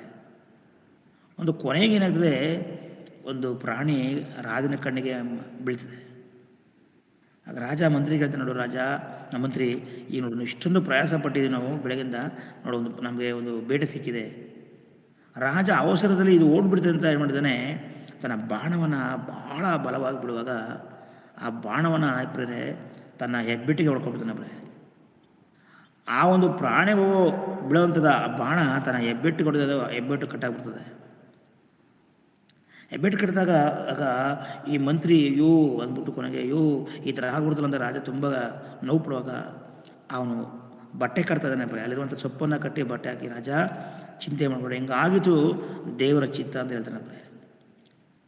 ಕೊನೆಗೆ ಈ ರಾಜನಿಗೆ ಮಂತ್ರಿ ಮೇಲೆ ಕೋಪ ಬರ್ತದೆ. ನಾನು ಈ ಥರ ಬಾಣ ಹೊಡ್ಕೊಂಡಿದ್ದೀನಿ, ಇದು ದೇವ್ರು ಒಳ್ಳೇದು ಅಂತ ಹೇಳ್ತಾನಲ್ಲ, ಇದಾಗಿದ್ದು ಒಳ್ಳೇದು ಅಂತ ಹೇಳ್ತಾನೆ ಅಂದ್ಬಿಟ್ಟು ಸ್ವಲ್ಪ ಕೋಪ ಆಗ್ತದೆ. ಸರಿ, ಹೋಗ್ತಾ ಹೋಗ್ತಾ ಕೊನೆಗೆ ರಾಜ ಏನು ಹೇಳ್ತಾನೆ, ಪುನಃ ಏನು ಮಾಡ್ತಾನೆ, ಯಾವುದೋ ಒಂದು ಮಾತು ಹೇಳಿದಾಗ ಪುನಃ ಹೇಳ್ತಾನೆ, ಹೌದು ದೇವ್ರ ಚಿತ್ತ, ಹಿಂಗಾಗಿರೋದು ನಿಮ್ಗೆ ದೇವ್ರ ಚಿತ್ತ. ನಾನು ಹೆಬ್ಬೆಟ್ಟನ್ನ ಕಸ್ಕೊಂಡಿದ್ದೀನಿ, ಇವು ನನಗೆ ದೇವ್ರ ಚಿತ್ತ ಅಂತ ಹೇಳ್ತಾನೆ ಅಂದ್ಬಿಟ್ಟು ಆ ಮಂತ್ರಿನ ತಗೊಂಡೋಗಿ ಒಂದು ಗುಂಡಿ ಒಳಗೆ ಹಾಕ್ಬಿಡ್ತಾನೆ ಪ್ರೇ. ನೀನು ಇಲ್ಲೇ ಇರು, ಸಾಯಿ ನೀನು ಅಂದ್ಬಿಟ್ಟು. ಕೊನೆಗೆ ಮೇಲಿಂದ ಕೆಳಗಿಂದ ಹೇಳ್ತಾನೆ ಆ ಮಂತ್ರಿ ರಾಜನಿಗೆ, ರಾಜ ನನ್ನ ಗುಂಡಿ ಒಳಗೆ ಹಾಕಿರೋದು ದೇವ್ರ ಚಿತ್ತ. ಹೌದಾ, ದೇವ್ರ ಚಿತ್ತನ, ನೀನು ಹಂಗಾರೆ ಅಲ್ಲೇ ಸಾಯಿ ಅಂತ ಮಂತ್ರಿ ಏನು ಮಾಡ್ತಾನೆ, ಕುದುರೆನ ಹತ್ತಿ ಹೋಗ್ತಾ ಇರ್ತಾನೆ ಪ್ರೇ. ಕುದುರೆ ಹತ್ತಿ ಹೋಗುವಂಥ ಸಂದರ್ಭದಲ್ಲಿ ದೇವ್ರ ಮಕ್ಕಳೇ, ಅಲ್ಲಿರುವಂಥ ಆ ಕಾಡಿನ ಜನರು ನರಬಲಿ, ಯಾವುದೋ ಒಂದು ಅವರ ದೇವತೆಗೆ ನರಬಲಿ ಕೊಡಬೇಕಂತ ಆ ಬಲಿನ ಹುಡುಕ ಬರ್ತದೆ ಪ್ರೇ. ಆ ಕಾಡಿನ ಜನರಿಗೆ ಈ ರಾಜ ಸಿಕ್ಕಾಕೊಂಡ್ಬಿಡ್ತಾನೆ. ಸಿಕ್ಕಾಕೊಂಡು ಹೋಗಿ ಅವನ್ನ ಏನು ಮಾಡಿದ್ರೆ, ಅವರ ಸಂಪ್ರದಾಯ ಪ್ರಕಾರ ಅವನ್ನ ಪೂಜೆ ಮಾಡಿ ಏನೆಲ್ಲ ಮಾಡಿ, ಅವರೆಲ್ಲ ಗೊತ್ತಿಲ್ಲ ಇವನು ರಾಜ ಅಂತ, ಒಟ್ಟಿನಲ್ಲಿ ನರಬಲಿ ಕೊಡಬೇಕಷ್ಟೇ. ಸರಿ, ನೀನು ಅವನಿಗೆ ನರಬಲಿ ಅವನ ತಲೆನ ಕಟ್ ಮಾಡಬೇಕು. ಅಲ್ಲೊಬ್ಬ ಆ ಕಾಡಿಗೆ ಒಬ್ಬ ರಾಜ ಇರ್ತಾನೆ, ಒಬ್ಬ ಅವರ ಒಂದು ಗುಂಪಲ್ಲಿ. ಒಂದು ನಿಮಿಷ ಇರಿ, ಯಾಕಂದರೆ ಇವನು ಆಲ್ರೆಡಿ ಮಲಿನ ಆಗ್ಬಿಟ್ಟಿದ್ದಾನೆ. ಯಾಕಂದ್ರೆ ನಮ್ಮ ದೇವರಿಗೆ ಪರಿಪೂರ್ಣವಾದ ಹಾಲು ಕೊಡಬೇಕು ದೇವತೆಗೆ. ಆದರೆ ಇವನು ಹೆಬ್ಬೆಟ್ಟು ಕಟ್ಟಾಗೋದ್ರಿಂದ ಇವನು ಬೇಡ ಅಂತ ಏನು ಮಾಡಿದ್ರೆ ಅಲ್ಲಿಂದ ಬಿಟ್ಬಿಡ್ತಾರೆ ಬರೇ. ಕೊನೆಗೆ ರಾಜನ ಗೊತ್ತಾಯ್ತದೆ, ಅಯ್ಯೋ ನನ್ನ ಮಂತ್ರಿ ಹೇಳೋದು ಒಳ್ಳೇದಲ್ವಾ, ಒಂದು ವೇಳೆ ನಾನು ಹೆಬ್ಬೆಟ್ಟನ್ನ ಕಟ್ ಮಾಡ್ಕೊಳ್ಳಿಲ್ಲ ಅಂದರೆ ಇವತ್ತು ನಾನು ಈ ಒಂದು ಕ್ರೂರ ಜನರಿಗೆ ಬಲಿಯಾಗ್ಬಿಡ್ತೀನಲ್ಲ ಅಂತ ಆ ರಾಜ ವಾಪಸ್ಸು ಗುಂಡೆ ಹತ್ರ ಬರ್ತಾನಪ್ರೆ. ಗುಂಡೆ ಹತ್ರ ಬಂದು ಒಂದು ಹಗ್ಗನ ಹಾಕಿ ಮಂತ್ರಿನ ಎತ್ಕೊಳ್ತಾನಪ್ರೆ. ಮಂತ್ರಿ ನೀನು ಹೇಳೋದು ನಿಜವಾಗ್ಲೂ ಒಳ್ಳೆಯದು, ದೇವರ ಚಿತ್ತ. ಇಲ್ಲಾಂದ್ರೆ ಇವತ್ತು ಏನು ಮಾಡ್ತಿರು, ನನ್ನ ಆ ನರಬಲಿ ಮಾಡಿಬಿಡ್ತಿರು. ನಿಜವಾಗ್ಲೂ ನೀನು ಹೇಳೋದು ದೇವ್ರ ಚಿತ್ತ. ಕೊನೆಗೆ ಮಂತ್ರಿ ಹೇಳ್ತಾನೆ, ಹೌದು ರಾಜ, ನೀನು ನನ್ನ ಗುಂಡಿ ಒಳಕ್ಕೆ ಹಾಕೋದು ದೇವ್ರ ಚಿತ್ತ. ಏನಕ್ಕಪ್ಪ ನಿನ್ನ ಸಾಯಿಲೆ ಅಂತ ಬಿಟ್ಬಿಡೋದು ದೇವ್ರ ಚಿತ್ತನ? ಹೌದು, ಒಂದು ವೇಳೆ ನೀನೇನಾದ್ರೂ ನನ್ನ ಗುಂಡಿ ಒಳಕ್ಕೆ ಹಾಕಲಿಲ್ಲ ಅಂದರೆ ಆ ಕಾಡಿನ ಜನರು ನಿನ್ನನ್ನು ಬಿಟ್ಬಿಟ್ಟು ನನ್ನನ್ನು ನರಬಲಿ ಕೊಟ್ಬಿಡ್ತಿದ್ರು ಅಂತ ಅವನು ಹೇಳ್ತಾನೆ. ಅಂದರೆ ನಮ್ಮ ಜೀವಿತದಲ್ಲಿ ಏನೇ ಆದರೂ ಒಳ್ಳೆಯದು ಎಂಬುದಾಗಿ ನಾವು ತಿಳ್ಕೊಬೇಕು. ಈ ಒಂದು ಕಥೆಯ ಮೂಲಕ ಹೌದು, ನಮ್ಮ ಜೀವಿತದಲ್ಲಿ ಏನೇ ಬಂದರೂ ಸಹ ಅದು ಒಳ್ಳೆಯದಕ್ಕಾಗಿ ಅಂತ ನಾವು ಹೇಳಬೇಕು, ನಾವು ತಿಳ್ಕೊಂಡು ಮುಂದೆ ನಾವು ಸಾಗಬೇಕು. ಇಲ್ಲಾಂದರೆ ಅವರಿಬ್ಬರು ಪ್ರಾಣ ತೆಗೆದು ಬಿಡ್ತಿದ್ರು. ಇಲ್ಲಾಂದರೆ ಒಬ್ಬನ ಬಿಟ್ಟು ಒಬ್ಬನ ತೆಗೆದಾಕ್ಬಿಡ್ತಿದ್ರು. ಅದೇ ರೀತಿ ನಮ್ಮ ಜೀವಿತದಲ್ಲಿ ಇಲ್ಲಿ ಈ ಚಿಕ್ಕ ಶ್ರಮೆಗಳು ಬರ್ತಪ್ರೆ. ಅದಕ್ಕೆ ನಾವು ಅನಾಹುತ ಮಾಡ್ಕೊಳ್ಬಾರ್ದು. ಪೌಲನಿಗೆ ಎಂಥ ಶ್ರಮೆಗಳು ಗೊತ್ತಪ್ರೆ, ಅನ್ಯರಿಂದ. ನೋಡಿ ಅಪೊಸ್ತಲ ಕೃತ್ಯಗಳು 16ನೇ ವಚನ ನೋಡಿ ಪ್ರೇ. ಅಪೊಸ್ತಲ ಕೃತ್ಯಗಳು 16ನೇ ವಚನ ಎಂಥ ಶ್ರಮ ಬಂದಿದೆ ಅದನಿಗೆ. ಅಪೊಸ್ತಲ ಕೃತ್ಯಗಳು 16ನೇ ವಚನ. ಅವಳ ಯಜಮಾನರು ತಮ್ಮ ಆದಾಯದ ನಿರೀಕ್ಷೆ ತಪ್ಪತಲ್ಲ ಎಂದು ತಿಳಿದು ಪೌಲನನ್ನು ಸೀಲನನ್ನು ಹಿಡಿದು ಚಾವಡಿಗೆ ಅಧಿಕಾರಿಗಳ ಬಳಿಗೆ ಎಳೆದುಕೊಂಡು ಹೋದರು. ಅವರನ್ನು ಅಧಿಪತಿಗಳ ಮುಂದೆ ತಂದು, ಆ ಮನುಷ್ಯರು ತಮ್ಮ ಪಟ್ಟಣವನ್ನು ಬಹಳವಾಗಿ ಗಲಿಬಿಲಿ ಮಾಡುತ್ತಾರೆ. ಇವರು ಯಹೂದ್ಯರಾಗಿದ್ದು ರೋಮಾಯರಾದ ನಾವು ಅವಲಂಬಿಸಿ ಕೂಡದಂತ ಆಚಾರಗಳನ್ನು ಪ್ರಕಟಿಸುತ್ತಾರೆ ಅಂದರು. ಆಗ ದೊಬ್ಬಿ ಜನರು ಕೂಡಿ ಅವರಿಗೆ ವಿರುದ್ಧವಾಗಿ ಒಟ್ಟಾಗಿ ಎದ್ದರು ಮತ್ತು ಅಧಿಪತಿಗಳು ಇವರ ವಸ್ತ್ರಗಳನ್ನು ಹರಿದು ತೆಗೆದು ಚಡಿಗಳಿಂದ ಹೊಡೆಯಬೇಕೆಂದು ಅಪ್ಪಣೆ ಕೊಟ್ಟರು. ಅವರಿಗೆ ಬಹಳ ಪೆಟ್ಟುಗಳನ್ನು ಹೊಡೆಸಿದ ಮೇಲೆ ಸೆರೆಮನೆಗಳಿಗೆ ಹಾಕಿಸಿ ಇವರನ್ನು ಭದ್ರವಾಗಿ ಕಾಯಬೇಕೆಂದು ಸೆರೆಯ ಯಜಮಾನನಿಗೆ ಖಂಡಿತವಾಗಿ ಹೇಳಿದರು. ನೋಡಿ ಎಂಥ ಶ್ರಮೆಗಳು ಪ್ರೇ. ಇವರು ಯಾವುದೇ ಒಂದು ಕಳ್ತನ ಮಾಡಿಲ್ಲ ಪ್ರೇ, ಅಥವಾ ಮೋಸ ಮಾಡಿಲ್ಲ, ಅಥವಾ ಯಾರಿಗೋ ಒಂದು ಅನ್ಯಾಯ ಮಾಡಿಲ್ಲ ಪ್ರೇ. ಇವರು ದೇವರ ಸೇವೆಯನ್ನು ಮಾಡ್ತಿದ್ದಾರೆ ಅಷ್ಟೇ ಪ್ರೇ. ದೇವರನ್ನ ಕುರಿತು, ಪರಲೋಕವನ್ನು ಕುರಿತು ಹೇಳ್ತಾ ಇದ್ದಾರೆ ಪ್ರೇ. ನೀವು ಇನ್ನೊಂದು ಲೋಕ ಇದೆ, ಆ ಲೋಕಕ್ಕೆ ಹೋಗ್ಬೇಕಾದ್ರೆ ಈ ಲೋಕದಲ್ಲಿ ಯಾವುದೇ ರೀತಿ ನೀವು ಈ ತಪ್ಪಾಗಿ ನಡ್ಕೋಬಾರ್ದು, ದೇವರು ಒಬ್ಬರೇ ಅಂತ ಆ ಸುವಾರ್ತೆನ ಪೌಲ ಸೀಲರು ಹೇಳ್ತಾ ಇದ್ದಾರೆ ಪ್ರೇ. ಎಲ್ಲ ಕಡೆ ಸೇವೆ ಮಾಡುವಾಗ ಇಲ್ಲೂ ಸಹ ಸೇವೆ ಮಾಡ್ತಾ ಇದ್ದಾರೆ ಪ್ರೇ. ಎಂಥರ ಸಮಯ ಬಂದರೆ ಪ್ರೇ ನೋಡಿರಿ, ಪೌಲನು ಪ್ರಾರ್ಥಿಸಿರೋ ರೋಗ ಹೋಗ್ತದೆ ಪ್ರೇ, ವಾಸಿ ಆಗ್ತದೆ. ನಾವು ಇಂದಿನ ಅಧ್ಯಾಯದಲ್ಲಿ ನೋಡುವಾಗ ಪೌಲನು ಪ್ರಾರ್ಥನೆ ಮಾಡಿದ್ರು ಸಹ ರೋಗ ವಾಸಿ ಆಗ್ತಾ ಇದೆ. ಸತ್ತಂತವ್ರು ಎಬ್ಬಿಸ್ತಾ ಇದ್ದಾರೆ ಪ್ರೇ. ಆದರೆ ಇಲ್ಲಿ ನೋಡುವಾಗ ಅವನ ಬಟ್ಟೆಯಿಂದ ಮುಟ್ಟಿದ್ರೆ ಸಾಕು ರೋಗ ವಾಸಿ ಆಗ್ತದೆ ಪ್ರೇ. ಅವನ ಒಂದು ಉಡುಪಿ, ಅವನ ಒಂದು ಖರ್ಚಿಪಿಂದ ಮುಟ್ಟಿದ್ರೆ ಸಾಕು ರೋಗಿ ಮೇಲೆ ಹಾಕಿದ್ರೆ ಆ ರೋಗ ವಾಸಿ ಆಗ್ತದೆ ಪ್ರೇ. ಅಂಥ ಮನುಷ್ಯನು ಏನು ಮಾಡಿದಾನೆ, ಅಂಥ ಮನುಷ್ಯನಿಗೆ ಹೊಡಿತಾ ಇದ್ದಾರೆ ಪ್ರೇ. ಅಂಥ ಮನುಷ್ಯನಿಗೆ ಮನುಷ್ಯ ಬಂದಾಗ ಹೊಡಿತಾ ಇದ್ದಾರೆ ಪ್ರೇ. ಅಲ್ಲಿ ಹೇಳ್ತಿದ್ದಾರೆ ಪ್ರೇ ವಾಕ್ಯದಲ್ಲಿ, ಇವರ ವಸ್ತ್ರಗಳನ್ನು ಹರಿದು ತೆಗೆದು ಚಡಿಗಳಿಂದ ಹೊಡೆಯಬೇಕೆಂದು ಅಪ್ಪಣೆ ಕೊಟ್ಟರು. ಅವರಿಗೆ ಬಹಳ ಪೆಟ್ಟುಗಳು, ಒಂದಿಟ್ಟಲ್ಲ ಎರಡರಲ್ಲ ಪ್ರೇ, ಬಹಳ ಪೆಟ್ಟು. ಅಲ್ಲಿರುವಂಥ ಎಲ್ಲ ಜನರು ಹೊಡಿತಾ ಇದ್ದಾರೆ ಪ್ರೇ ಪೌಲನಿಗೆ. ಏನಕ್ಕೆ? ಅವನೇನಾರು ಸ್ಮಗ್ಲರ, ಅವನೇನಾದ್ರು ಮಾಡಿದ, ಏನಾದ್ರು ಕೆಟ್ಟ ಕೆಲಸ ಮಾಡಿದ್ನ? ಇಲ್ಲ ಪ್ರೇ, ದೇವರ ಸೇವೆ ನಿಮಿತ್ತವಾಗಿ. ಹೌದು ಪ್ರೇ, ನನ್ನ ಜೀವಿತದಲ್ಲಿ ಅನೇಕ ಮಾತುಗಳ ಮೂಲಕ ಜನರು ಹೊಡೆಯಬಹುದು ಪ್ರೇ. ಆದರೆ ನಾವು ಭಯಪಡಬಾರದು ಪ್ರೇ. ನಾವು ಕೆಳಗಿನ ಅಧ್ಯಾಯದಲ್ಲಿ ಹೋಗುವಾಗ ಪೌಲರು ಅಷ್ಟು ಹೊಡೆಸ್ಕೊಂಡ್ರು ಸಹ ಮಧ್ಯರಾತ್ರಿಯಲ್ಲಿ ದೇವರನ್ನ ಆರಾಧನೆ ಮಾಡ್ತಾನೆ ಪ್ರೇ. ದೇವರಿಗೆ ಸ್ತುತಿ ಪದಗಳನ್ನ ಆಡ್ತಾ ಇದ್ದಾರೆ ದೇವ್ರ ಮಕ್ಕಳೇ. ಕೊನೆಗೆ ನಾವು ಆ ಫುಲ್ ಅಧ್ಯಯನ ಓದುವಾಗ ಅಲ್ಲಿ ಅನೇಕರು ದೇವರ ಕಡೆಗೆ ತಿರುಕೊಳ್ಳೋದನ್ನು ನೋಡ್ತೀವಿ ಪ್ರೇ. ಸರಿ, ಯಜಮಾನನು ಅವರ ಕುಟುಂಬ ದೀಕ್ಷೆಯನ್ನು ತೆಗೆದುಕೊಂಡು ಅವರು ದೇವರ ಕಡೆಗೆ ತಿರುಗಿಕೊಳ್ಳೋದನ್ನು ನಾವು ನೋಡ್ತಿದ್ದಾರೆ. ದೇವರ ಮಕ್ಕಳೇ, ಇಲ್ಲಿ ನೋಡಿ ಇಂತಹ ಒಂದು 5 ಅನ್ಯರಿಂದ ಶ್ರಮೆಗಳು ಬಂದಿವೆ. ಆದರೂ ಪೌಲನು ದೇವರ ಕೆಲಸವನ್ನು ಮಾಡಿದ್ದಾರೆ. ಸೈತಾನನ ಶ್ರಮೆಗಳಿಂದ ದೇವರನ್ನು ಬಿಡಿಸಬೇಕು ಮಾಡ್ತಾನೆ. ಏನಾದರೂ ಮಾಡಿ ಪೌಲನನ್ನು ದೂರ ಮಾಡಬೇಕಂತ ಪ್ರಯತ್ನ ಬರ್ತಾ ಇದ್ದಾನೆ ದೇವರ ಮಕ್ಕಳೇ. ಆದರೆ ಪೌಲನು ಭಯಪಟ್ಟಿಲ್ಲ. ಪೌಲನು ಯಾವುದೇ ದೇವರನ್ನ ಆತನ ನಿಂದಿಸಿಲ್ಲ ದೇವ್ರ ಮಕ್ಕಳೇ. ಇಲ್ಲಿ ನೋಡುವಾಗ ಅನ್ಯರಿಂದ ಅನೇಕ ಕಷ್ಟಗಳನ್ನು ಅನುಭವಿಸ್ತಾನೆ. ಅದೇ ಸ್ವಂತ ಜನರಿಂದ ಸಮಯ ಇದೆ. ಅದೇ ಅಪೊಸ್ತಲರ ಕೃತ್ಯಗಳು 14-19 14-19. ತರುವಾಯ ಅಂತ್ಯೋಕ್ಯದಿಂದಲೂ ಇಕ್ಯಾನದಿಂದಲೂ ಯಹೂದ್ಯರು ಬಂದು ಜನರನ್ನು ಪ್ರೇರೇಪಿಸಿ ಪೌಲನನ್ನು ಕೊಲ್ಲುವುದಕ್ಕೆ ಕಲ್ಲಿಸುವುದು ಅವನು ಸತ್ತನೆಂದು ಭಾವಿಸಿ ಊರವರೆಗೆ ಎಳೆದುಕೊಂಡು ಹೋದರು. ನೋಡಿಬ್ರೆ ಏನು ಮಾಡ್ತಾರೆ ಇಲ್ಲಿ ಯಹೂದ್ಯರು, ಪೌಲನು ಸಹ ಯಹೂದ್ಯನೇ. ಸ್ವಂತ ಜನರು ಏನು ಮಾಡಿದ್ರೆ ಇವನಿಗೆ ಕಲ್ಲಲ್ಲಿ ಹೊಡೆದು ಪ್ರೇ ಸಾಯ ಮಟ್ಟು ಕೊಟ್ಟಿದ್ದಾರೆ ಪ್ರೇ. ಯಾವ ರೀತಿ ನಾಯಿ ಹೊಡಿತಾರೆ ಪ್ರೇ. ಏನು ಪ್ರೇ, ಕಲ್ಲಲ್ಲಿ ಹೊಡೆಸ್ಲಾಕಾಗಲ್ಲ, ಮಾತುಗಳನ್ನು ನಾವು ಕೇಳೋಕ್ಕಾಗಲ್ಲ. ಅಂಥದ್ರಲ್ಲಿ ಪೌಲನಿಗೆ ಅಲ್ಲಿರುವಂಥ ಎಲ್ಲ ಜನರು ಯಹೂದ್ಯರು ಕಲ್ಲು ಹೊಡೆದಿರ ಪ್ರೇ. ಕಲ್ಲಲ್ಲಿ ಹೊಡೆದು ಅವರ ಸತ್ತೋಗಿದ್ದಾನಂತ ಊರಿಂದ ಆಚೆಗೆ ಹಾಕಿದ್ದಾರೆ. ಯಹೂದ್ಯರಂದರೆ ಪೌಲನ ಜನಾಂಗದವರೇ ಅವರು. ಪೌಲನ ಜನಾಂಗದವರೇ ದೇವ್ರ ಮಕ್ಕಳು. ಆದರೆ ಪೌಲನು ಭಯಪಟ್ಟಿಲ್ಲ. ಪುನಃ ಎದ್ದು ಆತನು ಆ ಸ್ಥಳವನ್ನು ಬಿಡಿ ಬೇರೆ ಸ್ಥಳಕ್ಕೆ ಹೋಗಿ ಸುವಾರ್ತೆ ಹೇಳಿದ್ದಾರೆ. ಯಾಕಂದರೆ ಪೌಲನಿಗೆ ಗೊತ್ತು, ನನಗೆ ಒಂದು ವೇಳೆ ಕ್ರಿಸ್ತನ ನಿಮಿತ್ತವಾಗಿ ನನಗೆ ಮರಣಿಸಿದರೆ ನಾನು ನೀತಿವಂತ ಸ್ಥಳಕ್ಕೆ ಹೋಗ್ತೇನೆ. ಕ್ರಿಸ್ತನ ಬರುವಾಗ ನನಗೆ ನಿಜವಾದ ಪ್ರತಿಫಲವನ್ನು ದೇವರು ಕೊಡ್ತಾನೆ ಅಂತ ಆ ಒಂದು ಪೌಲನು ಇಂಥ ಒಂದು ಶ್ರಮೆಗಳನ್ನು, ಕಣ್ಣೀರನ್ನು, ದುಃಖಗಳನ್ನು, ನೋವುಗಳನ್ನು ಅವನು ತಾಳ್ಕೊಂಡು ಸುವಾರ್ತೆ ಸಾರ್ತಾನೆ. ನನ್ನ ಪ್ರಿಯ ದೇವಜನರೇ, ಹೌದು, ನಮ್ಮ ಜೀವಿತದಲ್ಲಿ ಶ್ರಮೆಗಳು ಬರಲಿಕ್ಕೆ ಕಾರಣ ಸೈತಾನನು ಸ್ವಂತ ಜನರನ್ನ ಪ್ರೇರೇಪಣೆ ಮಾಡ್ತಾನೆ. ಅದೇ ರೀತಿ ಅನ್ಯರನ್ನ ಪ್ರೇರೇಪಣೆ ಮಾಡ್ತಾನೆ. ಇನ್ನು ನಾವು ಮಾಡಿದ ತಪ್ಪಿಗೆ ಶ್ರಮೆ ಬರ್ತದೆ. ಕೆಟ್ಟ ಮೇಲೆ ನಾವು ಮಾಡಿದ ತಪ್ಪಿಗೆ ಶ್ರಮೆಗಳು ಬರ್ತವೆ. ಮಾತಿನಿಂದ ಏನೋ ಮಾತಾಡಕ್ಕೆ ಹೋಗಿ ಏನೋ ಮಾತಾಡ್ಬಿಡ್ತಿರ್ತವೆ. ಕುಟುಂಬಗಳಲ್ಲಿ ಆಗಿರ್ಬೋದು, ಯಾರ ಹತ್ರ ಆಗಿರ್ಬೋದು, ನಮ್ಮ ಮಾತುಗಳು ಜ್ಞಾನದಿಂದ ನಾವು ಮಾತಾಡಬೇಕು. ನಾವು ಏನೋ ಮಾತಾಡಕ್ಕೆ ಹೋಗಿ ಅದರಿಂದ ಎಷ್ಟೋ ಶ್ರಮೆಗಳು ಬರ್ತವೆ. ತಪ್ಪಿನಿಂದ ಶ್ರಮೆ ಬರ್ತದೆ. ಸಾಲ ಮಾಡ್ಕೊಳ್ಳೋದು, ನಂತರ ಇದಕ್ಕೆ ದೇವರೇ ಕಾರಣ. ಅದು ನಮಗೆ ಅವಶ್ಯಕತೆ ಇಲ್ಲ ಸಾಲ ಮಾಡೋಕ್ಕೆ.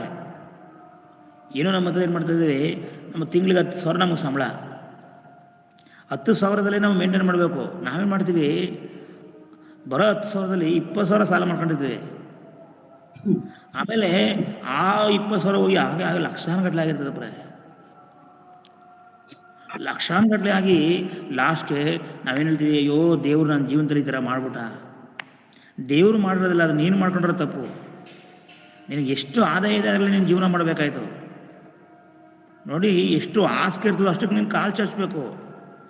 ನಾನು ಇನ್ನೂ ಜಾಸ್ತಿ ಚಾಡ್ತಿದ್ರೆ ಅದು ನೆಲ ನನಗೆ ತಣ್ಣಗಾಗ್ತದೆ, ನಿದ್ದೆ ಬರಲ್ಲ. ಇದು ನಮ್ಮ ಜೀವಿತದಲ್ಲಿ ಕೆಲವು ಟೈಮ್ ನಾವು ಹೇಳಿದ್ವಿ, ನಾವು ನಮ್ಮ ಮೂಲಕ ನಾವು ತಪ್ಪುಗಳನ್ನು ಮಾಡಿಕೊಂಡು ನಾವು ಏನು ಮಾಡಿದ್ವಿ, ಅಪಾಯಕ್ಕೆ ಶ್ರಮೆನ ಪಡ್ತಾ ಇರ್ತೀವಿ. ಇದು ದೇವರಿಂದ ಬಂದು ಅಂತ ಹೇಳ್ತಾರೆ. ದೇವರು ಆ ಥರ ಹೇಳೋದಿಲ್ಲ. ನೀನು ಸಾಲ ಮಾಡ್ಕೊ, ಮನೆ ಕೊಟ್ಟು ನೀನು ಸಾಲ ಮಾಡ್ಕೊಂಡು, ಕಾರ್ ತಗೋ, ಸಾಲ ಮಾಡ್ಕೊಂಡು ನೀನು ಏನು ಮಾಡ್ಕೋದು ದೇವ್ರು ಹೇಳಲ್ಲ.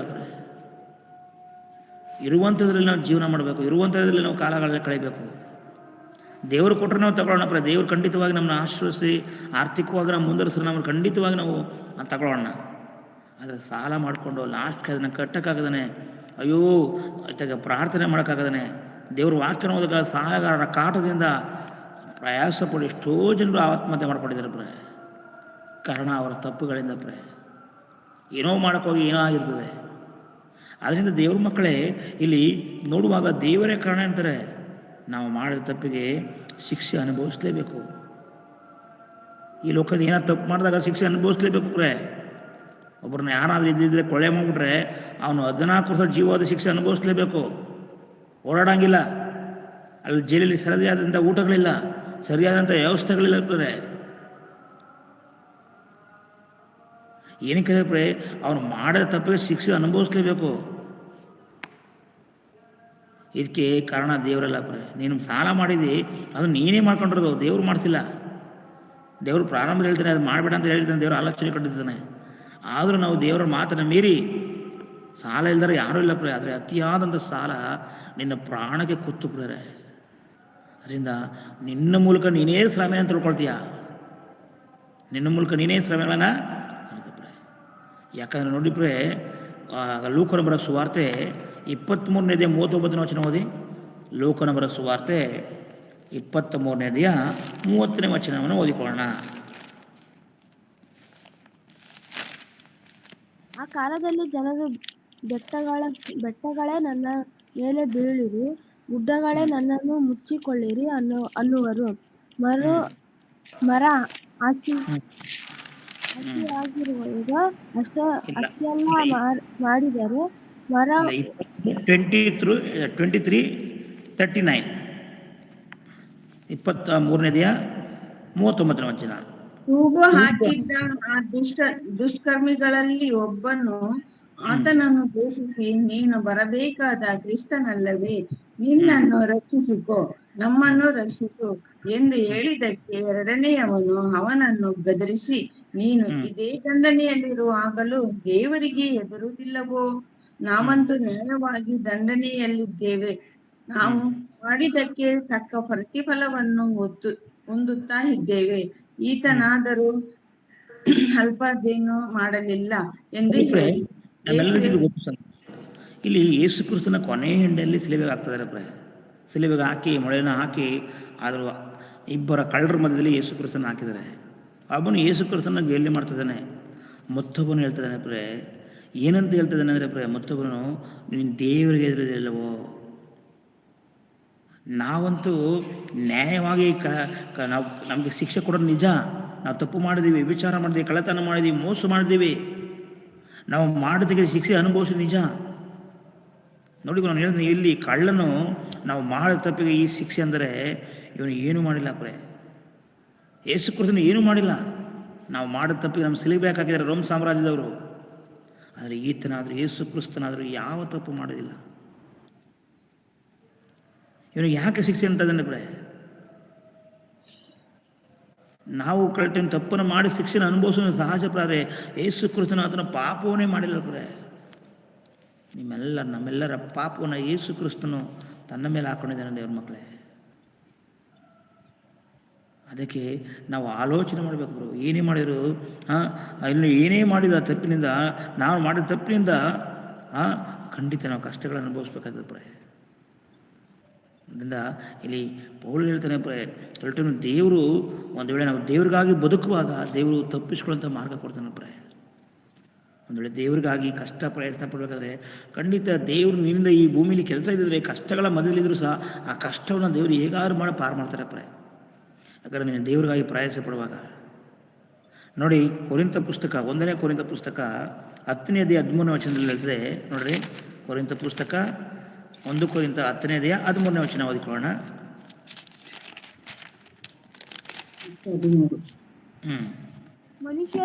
ಮನುಷ್ಯರ ಸಹಿಸಬಹುದಾದ ಶೋಧನೆಗಳು ಹೊರತು ಬೇರೆ ಯಾವುದು ನಿಮಗೆ ಸಂಭವಿಸಲಿಲ್ಲ. ದೇವರು ನಂಬಿಗಸ್ತನು, ನಿನ್ನ ಶಕ್ತಿಯನ್ನು ಮೀರುವ ಶೋಧನೆಯನ್ನು ನಿಮಗೆ ಬರಗೊಡಿಸದೆ ನೀವು ಅದನ್ನು ಸಹಿಸಿಕೊಳ್ಳೋದಕ್ಕೆ ಸಕ್ತರಾಗುವಂತೆ ಶೋಧನೆ ಆಗುತ್ತಲೇ ತಪ್ಪಿಸಿಕೊಳ್ಳುವ ಮಾರ್ಗವನ್ನು ಸಿದ್ಧ ಮಾಡುವನು. ನೋಡಿ ಪ್ರೇ, ದೇವರು ಯಾವಾಗ ನೀನು ದೇವ್ರಿಗೋಸ್ಕರ ಪ್ರಯಾಸ ಪಡ್ತಾ ಇದ್ರಿ, ನಿನಗೆ ಎಷ್ಟೇ ಕಷ್ಟಗಳು ಬಂದರೂ ಸಹ ಅದರಿಂದ ದೇವರು ಪಾರು ಮಾಡ್ತಾನೆ ಪ್ರೇ. ನಮ್ಮೆಲ್ಲರಿಗೂ ಗೊತ್ತು, ಬೈಬಲಲ್ಲಿ ಯೋಷೇಫನು ಚಿಕ್ಕ ವಯಸ್ಸಿನಲ್ಲಿ ಅವನ ಗುಂಡಿಗೆ ಹಾಕ್ತಾರೆ ಪ್ರೇ. ಅವನನ್ನು ಬೇರೆ ದೇಶಕ್ಕೆ ಮಾರ್ತಾರೆ.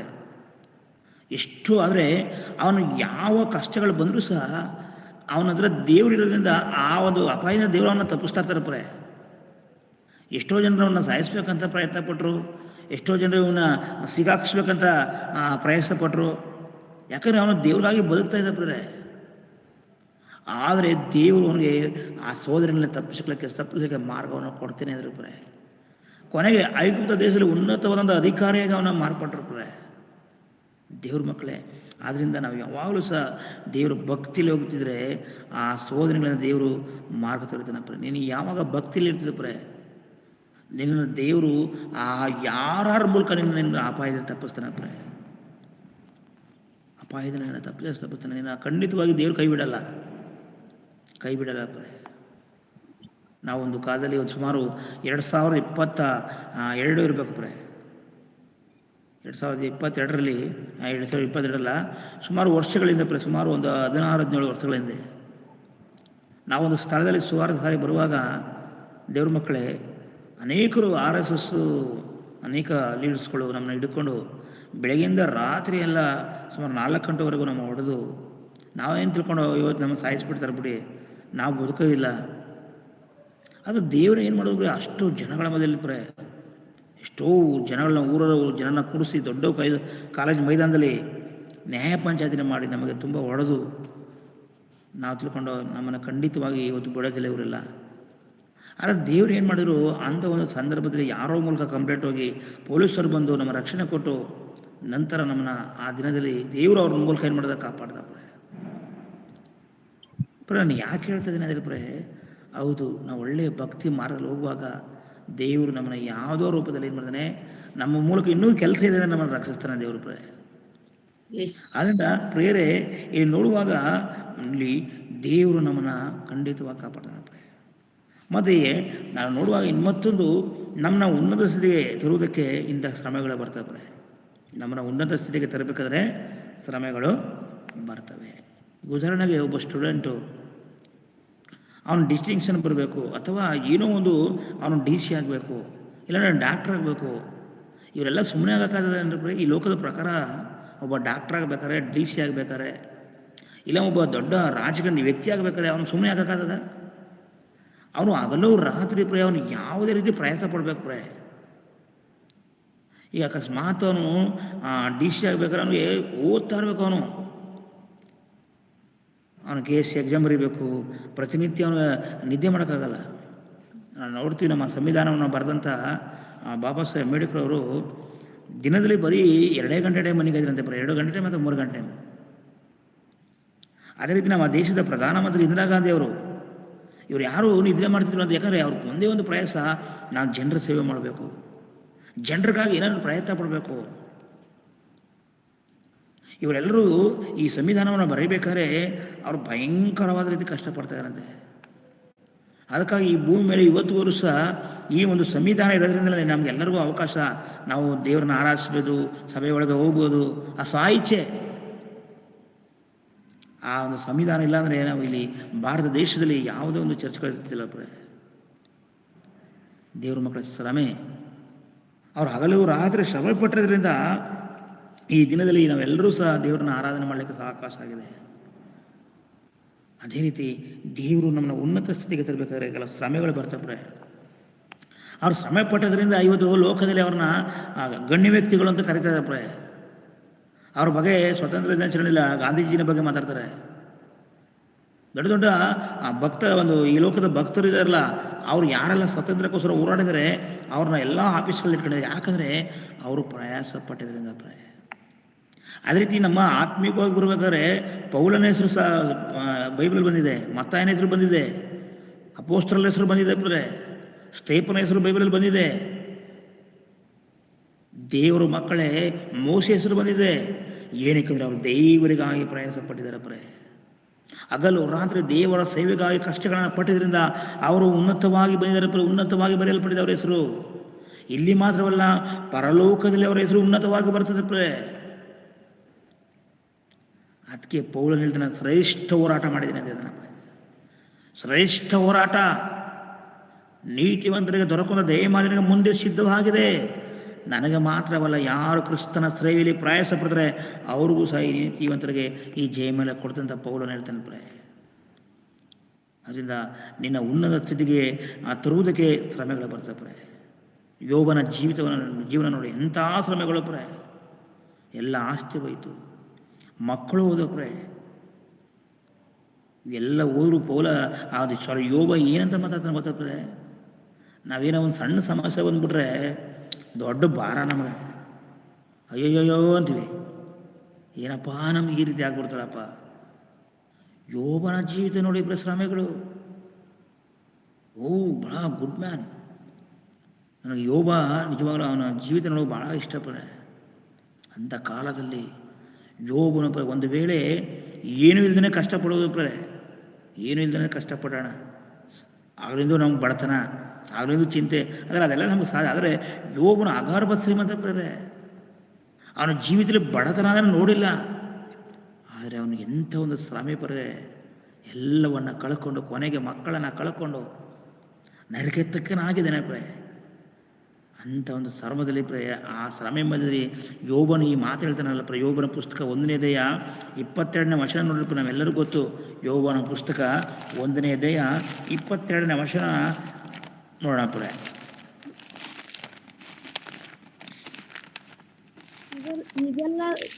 ಇದೆಲ್ಲದರಲ್ಲಿಯೂ ಯೋಬನು ಪಾಪ ಮಾಡಲೇ ಇಲ್ಲ, ದೇವರ ಮೇಲೆ ತಪ್ಪು ಹೊರಿಸಲೇ ಇಲ್ಲ. ನೋಡಿ, ಮಕ್ಕಳನ್ನ ಕಳ್ಕೊಂಡಿದ್ದಾನೆ, ಆಸ್ತಿನ ಕಳ್ಕೊಂಡಿದ್ದಾನೆ, ಅಂತಸ್ತನ್ನ ಕಳ್ಕೊಂಡಿದ್ದಾನೆ. ನಾವೇನಾದ್ರು ಒಂಚೂರು ಏನಾದ್ರು ಮನೇಲಿ ಎಡವಟ್ಟಾಗ್ಬಿಡ್ತಾನಪ್ಪ, ದೇವ್ರಿಗೆ ಕಣ್ಣಿಲ್ವಾ, ದೇವ್ರಿಗೆ ಬುದ್ಧಿ ಇಲ್ವಾ, ದೇವ್ರನ್ನ ನೋಡ್ತಾ ಇಲ್ಲ, ದೇವ್ರು ಆ ಥರ, ದೇವ್ರು ಈ ಥರ, ದೇವ್ರಿದ್ರೆ ಯಾಕೆ ನನಗೆ ಕಷ್ಟ ಬರ್ಬೇಕು, ಹಿಂಗೆ ಎಷ್ಟು ಗುಣಗುಟ್ಬಿಡ್ತೀವಿ ಗೊತ್ತಾಗ್ತಾರೆ. ಮಕ್ಕಳೇನಾರು ಒಂದು ತೊಂದರೆ ಮಾಡಿದ್ರು ಮನೇಲಿ ಅನ್ಕೊಳ್ಳೋ ಏನೋ ಒಂದು ಅಪಾಯ ಆಗಾಯ್ತು, ಏನು ಮಾಡ್ತೀವಿ ದೇವ್ರನ್ನ ಎಳ್ಕೊಂಡು ದೇವ್ರಿಗೆ ಎಲ್ಲದೆಲ್ಲ ಮಾತಾಡ್ಬಿಡ್ತೀವಿ ನಾವು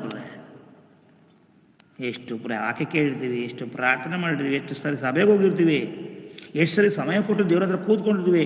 ಕಷ್ಟ ಬಂದರೆ ಸಾಕು ದೇವ್ರನ್ನ ಹಂಗೆ ಹಿಂಗೆ ಏನೆಲ್ಲ ನಾವು ಮಾತಾಡ್ಬಿಡ್ತೀವಿ. ಅದಲ್ಲೂ ಯೋಬನ ಜೀವಿತ ನೋಡಿ ಇದರಲ್ಲೆಲ್ಲಿ ಯೋಬನು ಪಾಪ ಮಾಡಲಿಲ್ಲಂತೆ ಆತನು ದೇವರ ಮೇಲೆ ತಪ್ಪೋರ್ಸಲಿದ್ದು ದೇವರಿಂದ ಬಂತು ಅಂತ ಹೇಳಿಲ್ವಂತೆ. ಅವನು ದೇವರಿಂದ ಬಂತಿದ್ದಲ್ಲ, ದೇವರೇ ನನಗೆ ಯಾಕೆ ಈ ಥರ ಮಾಡ್ತಾ ಅವನು ಕಣ್ಣೀರು ಹಾಕಲಿಲ್ವಂತೆ. ಅವನು ಹೇಳ್ತಾನೆ 20ನೇ ಏನು ಇಲ್ಲದವನಾಗಿ ತಾಯಿ ಗರ್ಭದಿಂದ ಬಂದನು, ಏನಿಲ್ಲದವನಾಗಿ ಗತಿಸಿ ಹೋಗುವನು, ಯಾಕಂದರೆ ಯೆಹೋವನೇ ಕೊಟ್ಟನು, ಯೆಹೋವನೇ ತೆಗೆದುಕೊಂಡನು. ಯೆಹೋವನ ನಾಮಕ್ಕೆ ಸ್ತೋತ್ರವಾಗಲಿ. ಎಂಥ ಒಂದು ಯೆಹೋವನಿಗೆ ಗೊತ್ತಿತ್ತು, ನಾನು ಆರಾಧನೆ ಮಾಡುವಂಥ ದೇವರು ಜೀವ ಸ್ವರೂಪನಾದ ದೇವರು, ನನ್ನ ದಾರಿನ ಬಲ್ಲಾತನಾಗಿದ್ದಾನೆ, ನನ್ನ ಜೀವಿತದಲ್ಲಿ ದೇವರು ಉನ್ನತ ನನ್ನ ತಂದೆ ತರ್ತಾನೆ. ನಾನು ಏನು ಕಳ್ಕೊಂಡ್ರು ಪರವಾಗಿಲ್ಲ, ನಾನು ದೇವರನ್ನ ಕಳ್ಕೊಳ್ಳಾರೆ. ಅದು ಕೇಳ್ತಾನೆ, ಏನು ಕಳೆದುಕೊಂಡರು ನಿನ್ನ ಕಳೆದುಕೊಳ್ಳಲಾರೆ, ಏನು ಕಳೆದುಕೊಂಡರು ನಿನ್ನ ಕಳೆದುಕೊಳ್ಳಲಾರೆ, ಸೇವೆಯ ಕೊಟ್ಟಿರುವೆ, ಸೇವೆಯ ಕೊಟ್ಟಿರುವೆ. ಒಬ್ಬ ಭಕ್ತ ಹೇಳ್ತಾನೆ, ಏನು ಕಳ್ಕೊಂಡ್ರು ದೇವ್ರನ್ನ ಏನು ಕಳ್ಕೊಳ್ಳಲ್ಲ ಅಂತ ಹೇಳ್ತಾನೆ. ದೇವರ ಮಕ್ಕಳೇ, ಈ ನೋಡುವಾಗ ಇದರಲ್ಲಿ ದೇವರ ಮೇಲೆ ತಪ್ಪು ವರ್ತಿಲ್ಲ. ನಮ್ಮ ಮನೆಯಲ್ಲಿ ಚಿಕ್ಕ ಸಮಸ್ಯೆ ಬಂದರೆ ಯಾವ ರೀತಿ ವರ್ತಿಸ್ತೀವಿ ನೋಡಿ ನಾವು. ಚಿಕ್ಕ ಸಮಸ್ಯೆ ದೊಡ್ಡದಲ್ಲ ಯಾವುದೋ ಒಂದು ಚಿಕ್ಕ ಸಮಸ್ಯೆ ಅದನ್ನು ಪರಿಹಾರ ಮಾಡ್ಕೋಬೋದು ಈ ಲೋಕದಲ್ಲಿ ಎಷ್ಟೇ ಕಷ್ಟ ಬಂದರೂ ಪರಿಹಾರ ಹಾಕ್ಬೋದು ನಿನಗೆ ಯಾವುದೋ ಒಂದು ರೋಗ ಬತ್ತಾ, ಹಣ ಇದ್ರೆ ಹೋಗಿ ಡಾಕ್ಟರ್ ಹತ್ರ ಅದಕ್ಕೆ ಟ್ರೀಟ್ಮೆಂಟ್ ಇದೆ ಯಾವುದೇ ಹೊಟ್ಟೆ ನೋವು ಬತ್ತಾ, ತಲೆನೋವು ಬತ್ತಾ, ಏನು ಬತ್ತ ಸ್ವಲ್ಪ ಸಮಯ ಆಮೇಲೆ ಅಲ್ಲಿ ಹೋಗಿ ಡಾಕ್ಟರ್ ತೋರಿಸ್ತಾರೆ, ಖಂಡಿತ ದೇವರು ಪರಿಹಾರ ಮಾಡ್ತಾರೆ. ಆದ್ರೆ ನಾವೇನು ಮಾಡ್ತೀವಿ, ಆ ಪರಿಹಾರನ ಬಂದ್ಬಿಡ್ತಿಲ್ಲ, ಕಷ್ಟ ಮಾಡೋದು ಏನು ಮಾಡ್ತೀವಿ ಹೇಳ್ತೀವಿ, ಕೊನೆಗೆ ದೇವ್ರನ್ನೇ ಬಿಟ್ಟು ಹೊರಟೋಗ್ಬಿಡ್ತೀವಿ. ಎಷ್ಟೋ ಜನರು ಸಭೆಗಳೇ ಪ್ರಾರಂಭದಲ್ಲಿ ಎಷ್ಟು ಕೈ ತರ್ತಾರೆ, ಎಷ್ಟು ಹಾಡು, ಎಷ್ಟು ಕೂಗಾಟ. ಒಂದು 10 ವರ್ಷ ಆದಮೇಲೆ ಆ ಸಭೆ ಒಳಗೆ ಅವ್ರು ಇರೋಲ್ಲ, ದೇವ್ರನ್ನ ಬಿಟ್ಟು ಹೋಗಿರ್ತಾರೆ, ವಿಗ್ರಹಗಳನ್ನ ಪೂಜೆ ಮಾಡ್ತಾ ಇರ್ತಾರೆ. ಯಾಕೆ? ಅಯ್ಯೋ ನಾವು ಚರ್ಚೆಗೆ ಹೋದ್ಮೇಲೆ ತುಂಬ ಕಷ್ಟ ಬಂದ್ಬಿಡ್ತು ನಮಗೆ. ಈ ರೀತಿಯಾಗಿ ಹಿಂದೆ ಹೋಗಿರೋದ್ರ ಎಷ್ಟೋ ಈ ಪ್ರಪಂಚದಲ್ಲಿ ನೋಡಿದೆ, ನನ್ನ ಸಭೆಗಳೊಳಗೆ ನೋಡಿದೆ ನಾನು. ಆದರೆ ಇಲ್ಲಿ ನೋಡಿ ಕೊನೆಗೆ ಏನಾಗಿದ್ದಾನೆ, ಚಿಕ್ಕ ಕೊನೆಗೆ ಹೆಂಡ್ತಿ ಬಂದಿಲ್ಲ ಹೆಂಡ್ತಿ ಬೇರೆ ಸೋದನೆ ಅವನಿಗೆ. ನೋಡಿ, ಮನೆಯೊಳಗೆ ಯಾರೇನು ಮಾಡಿದ್ರು ಸುಮ್ಮನೆ ಸಹಿಸ್ಕೋಬೋದು ಮನೇಲಿ ಗಂಡನಾಗಲಿ ಹೆಂಡತಿ ಆಗಲಿ ಏನಾರು ಅಂದ್ಬಿಟ್ರೆ ಸಹಿಸ್ಲಿಕ್ಕಾಗಲ್ಲ ಇರಿ ನಾನು ಇದ್ದೀನಿ, ಚಿಂತೆ ಮಾಡಬೇಡಿ ಅಂತ ಅವಳು ಒಂದು ಸ್ವಲ್ಪ ಸಂತೈಸ್ತಲ್ಲ.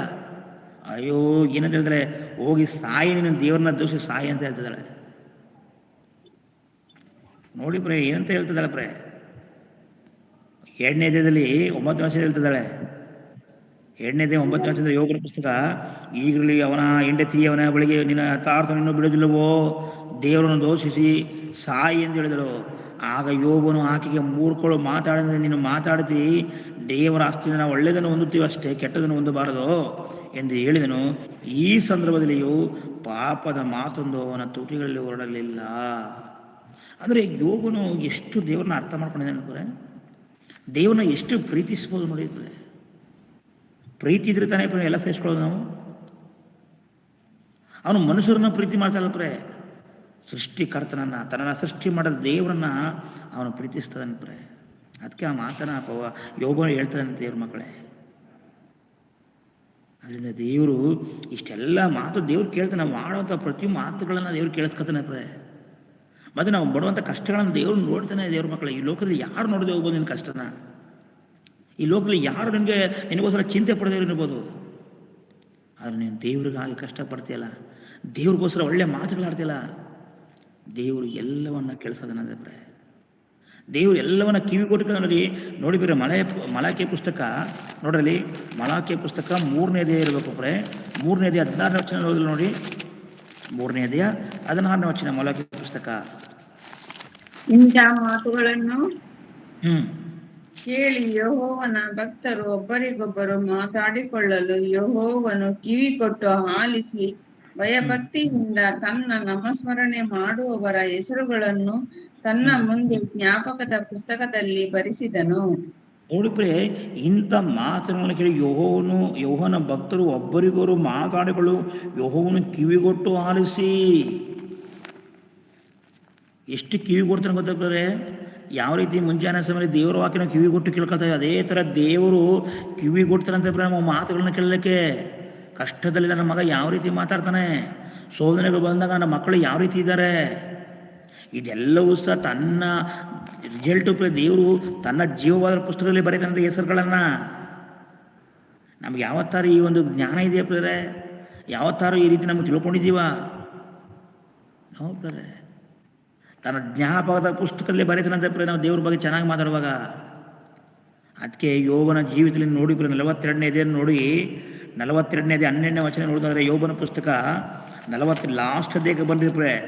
ಲಾಸ್ಟ್ ಅಧ್ಯಾಯಕ್ಕೆ ಬಂದಾಗ ಹೇಳುವಂಥ ಮಾತು 12ನೇ ವಚನ ಓದಿ.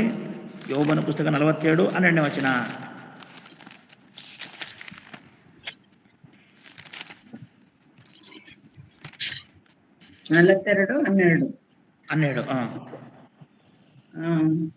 ಯೆಹೋವನು ಸ್ಥಿತಿಗಿಂತಲೂ ಅವನ ಕಡೆಯ ಸ್ಥಿತಿಯನ್ನು ಹೀಗೆ ಹೆಚ್ಚಾಗಿ ಆಶೀರ್ವದಿಸಿದನು. ಅವನಿಗೆ 14,000. ಇಲ್ಲಿ ನೋಡಿ ಏನಂತಂದ್ರೆ, ಯೆಹೋವನು ಯೋಬನ ಮೊದಲನೇ ಸ್ಥಿತಿಗಿಂತಲೂ ಅವನ ಕಡೆಯ ಸ್ಥಿತಿಯನ್ನು ಹೀಗೆ ಹೆಚ್ಚಾಗಿ ಆಶೀರ್ವದಿಸಿದನು. ನಾವು ಕೆಳಗಡೆ ಹೋದ್ರೆ ಗೊತ್ತಿರ್ತದೆ ಏನೇನು ದೇವರನ್ನು ಆಶೀರ್ವಾದ ಮಾಡಿದೆ ಅಂದರೆ, ಈ ಲೋಕದ ಪ್ರಕಾರ ಯೋಬನು ಇಷ್ಟೆಲ್ಲ ಕಳ್ಕೊಂಡ್ರು ದೇವರು ವಾಪಸ್ ಕೊಟ್ಟಿದ್ದಾರೆ ಅಂದರೆ, ಅದೇ ರೀತಿ ಈ ಲೋಕದಲ್ಲಿ ದೇವ್ರಿಗೋಸ್ಕರ ಸಮಯನ ವೆಚ್ಚ ಮಾಡ್ತಾ ಇದೆಯಾ? ಈ ಲೋಕದಲ್ಲಿ ದೇವ್ರಿಗೂ ಸನ್ನಿಧಾನ ನೀನು ಕೂತ್ಕೊಂಡಿದ್ಯಾ?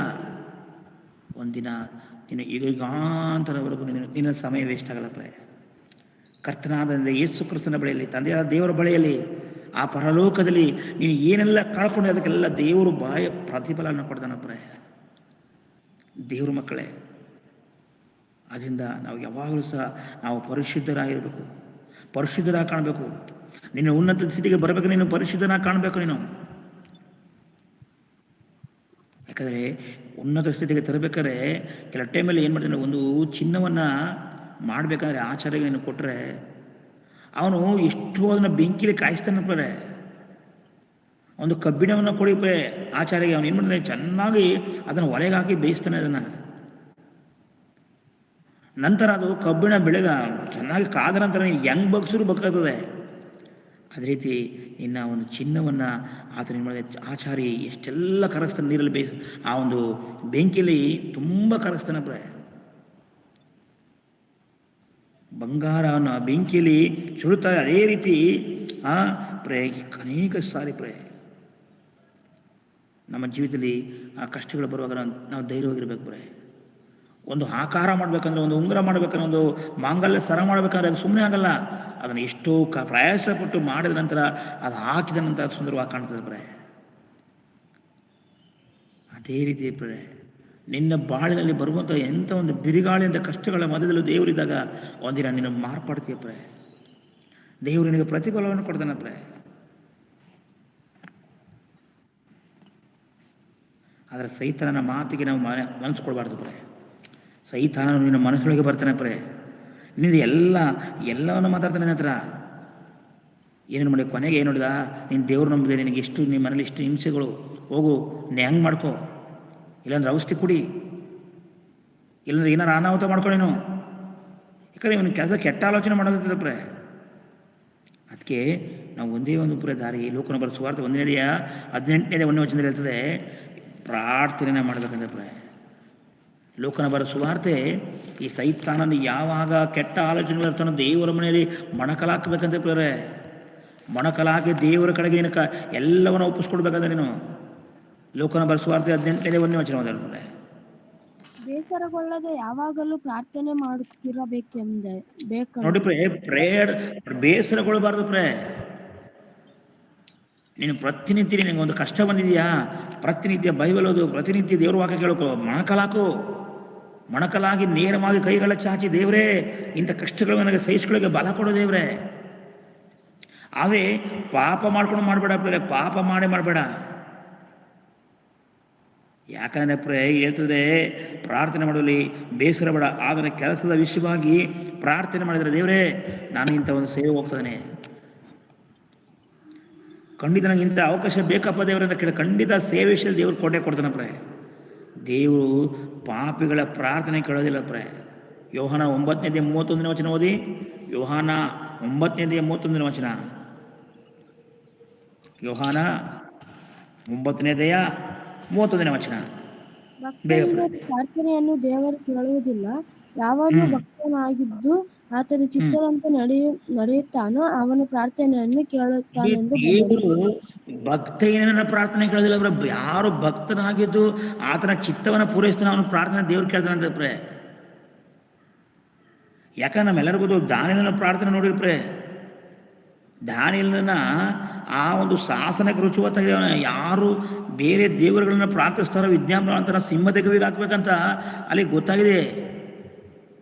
ಆದರೆ ದಾನಿಯೇಲನ ಹೋಗಿ ಏನು ಮಾಡ್ತಾನೆ ಪ್ರೇ, ನಾವು ನೋಡುವಾದರೆ ಅಲ್ಲಿ ಹೋಗಿ ನೋಡುವಾದರೆ ಆತನು ದಾನಿಯೇಲನ ಹೋಗಿ 6ನೇ ಅಧ್ಯಾಯದಲ್ಲಿ ಓದುವಾಗ, ನೀವು ಮನೇಲಿ ಹೋಗಿ ಓದ್ಕೊಳ್ಳಿ ಪ್ರೇ, 6ನೇ ಅಧ್ಯಾಯ ಫುಲ್ ದಾನಿಯೇಲನ ಪುಸ್ತಕ. ಆದರೆ ಅವನು ಏನು ಮಾಡ್ತಾನೆ, ಯಾವಾಗ ಇದು ಗೊತ್ತಾಯ್ತು ಹೋಗಿ ಯಥಾ ಪ್ರಕಾರ 3 ಆವರ್ತಿ ದೇವ್ರಿಗೆ ಪ್ರಾರ್ಥನೆ ಮಾಡ್ತಿದ್ದಾನೆ. ತಗೊಬಂದು ಕೊನೆಗೆ ಬಂದವನ ಮೇಲೆ ಚಾಡಿ ಹೇಳ್ತಿದ್ದಾರೆ, ಚಾಡಿ ಹೇಳಿ ಅವನ್ನ ಸಿಂಹದ ಗವಿಗೆ ಹಾಕ್ತಾರೆ ಪ್ರೇ. ಅವನು ಭಕ್ತನು ಪ್ರಾರ್ಥನೆ ಮಾಡ್ತಾನೆ. ಆ ಭಕ್ತನ ಪ್ರಾರ್ಥನೆ ಕೇಳಿ ದೇವರು ಸಿಂಹದ ಬಾಯನ್ನು ಕಟ್ತಾರೆ ಪ್ರೇ. ಸಿಂಹದ ಬಾಯನ್ನು ಕಟ್ತಾರೆ. ಒಂದು ವೇಳೆ ನಿನಗೆ ವಿರುದ್ಧವಾಗಿ ಜನಗಳು ಬರ್ತಿದಾರ, ನಿನಗೆ ವಿರುದ್ಧವಾದ ಮಾತುಗಳನ್ನಾಡ್ತಿದಾರಪ್ಪ, ನೀನು ಅವ್ರ ಬಗ್ಗೆ ನೀನು ಏನು ಮಾಡೋ ದೇವ್ರಿಗೆ ಒಪ್ಪಿಸ್ಕೊಡು. ದೇವರೇ ನೀನು ಅವರ ಬಾಯಿಗಳನ್ನು ಕಟ್ಟು ದೇವರೇ, ಅವರಿಂದ ನನಗೆ ತೊಂದರೆಗಳಾಗ್ತದೆ ದೇವರೇ, ಅವ್ರನ್ನ ಹೇಗಾದ್ರು ಮನಸ್ಸಾಂತರ ಪಡಿಸು ದೇವರೇ. ದಾನಿಯೇಲನಿಗೆ ವಿರುದ್ಧವಾಗಿ ಬಂದಂಥ ಜನರನ್ನ ದೇವರು ಏನು ಮಾಡ, ಆ ಸಿಂಹದ ಬಾಯನ್ನು ಕಟ್ಟರು ಪ್ರೇ. ಯಾವ ಜನರು ದಾನಿಯೇಲನ ಮೇಲೆ ತಪ್ಪನ್ನು ಹೊರಿಸು ಅದೇ ಜನರು ಅದೇ ಸಿಂಹದ ಗವಿಗಳಿಗೆ ಹಾಕಲ್ಪಟ್ಟರು ಪ್ರೇ. ದೇವರ ಮಕ್ಕಳೇ, ಯಾರು ಈ ದಿನದಲ್ಲಿ ನಿನ್ನ ಸೇವೆಗೋಸ್ಕರ ನಿನಗೋಸ್ಕರ ಅಡ್ಡಿಪಡಿಸ್ತಾರೋ ಪ್ರೇ, ಒಂದು ದಿನ ಅವ್ರು ಕಣ್ಣೀರು ಹಾಕುವಂಥ ದಿನ ಬರ್ತದೆ ಪ್ರೇ. ಅದಕ್ಕಾಗಿ ಅವ್ರು ಕೊಡುವಂಥ ಕಷ್ಟಕ್ಕೆ ನೀನು ಭಯಪಡಬೇಡ, ಸೈತನ ತಂದೋದುವಂಥ ಅಪಾಯಕ್ಕೆ ನೀನು ಭಯಪಡಬೇಡ. ನಿನ್ನ ದೇವರು ಒಂದು ದಿನ ಉನ್ನತ ಸ್ಥಾನಕ್ಕೆ ತರ್ತಾನೆ ಪ್ರೇ. ನಿನ್ನ ದೇವರು ಒಂದು ದಿನ ಆ ಒಂದು ಪರಲೋಕ ರಾಜ್ಯದಲ್ಲಿ ಎಲ್ಲರ ಮಧ್ಯದಲ್ಲಿ ನನ್ನ ಮಗಳು ಇಂಥ ಒಂದು ಉನ್ನತವಾದ ಕಾರ್ಯವನ್ನು ಮಾಡಿದಂಥ ಒಂದು ದಿನ ಹೊಗಳುವಂಥ ಕೆಲಸ ಬರ್ತದೆ ಪ್ರೇ.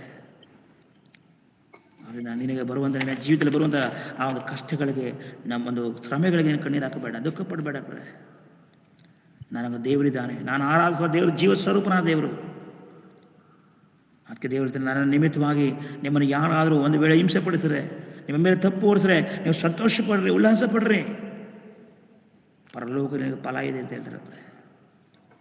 ಹಿಂದೆ ಇದ್ದ ಪ್ರವಾದಿಗಳಿಂದ ಕಷ್ಟಗಳನ್ನು ಪಟ್ಟಿದ್ದಾರೆ ಅಂತ ಆ ಒಂದು ಯೇಸು ಕ್ರಿಸ್ತರು ಮತ್ತೆ ಬರೋ ಸುವಾರ್ತೆ 5ನೇ ದಿನ ನೋಡ್ತಿರ್ತಾರೆ.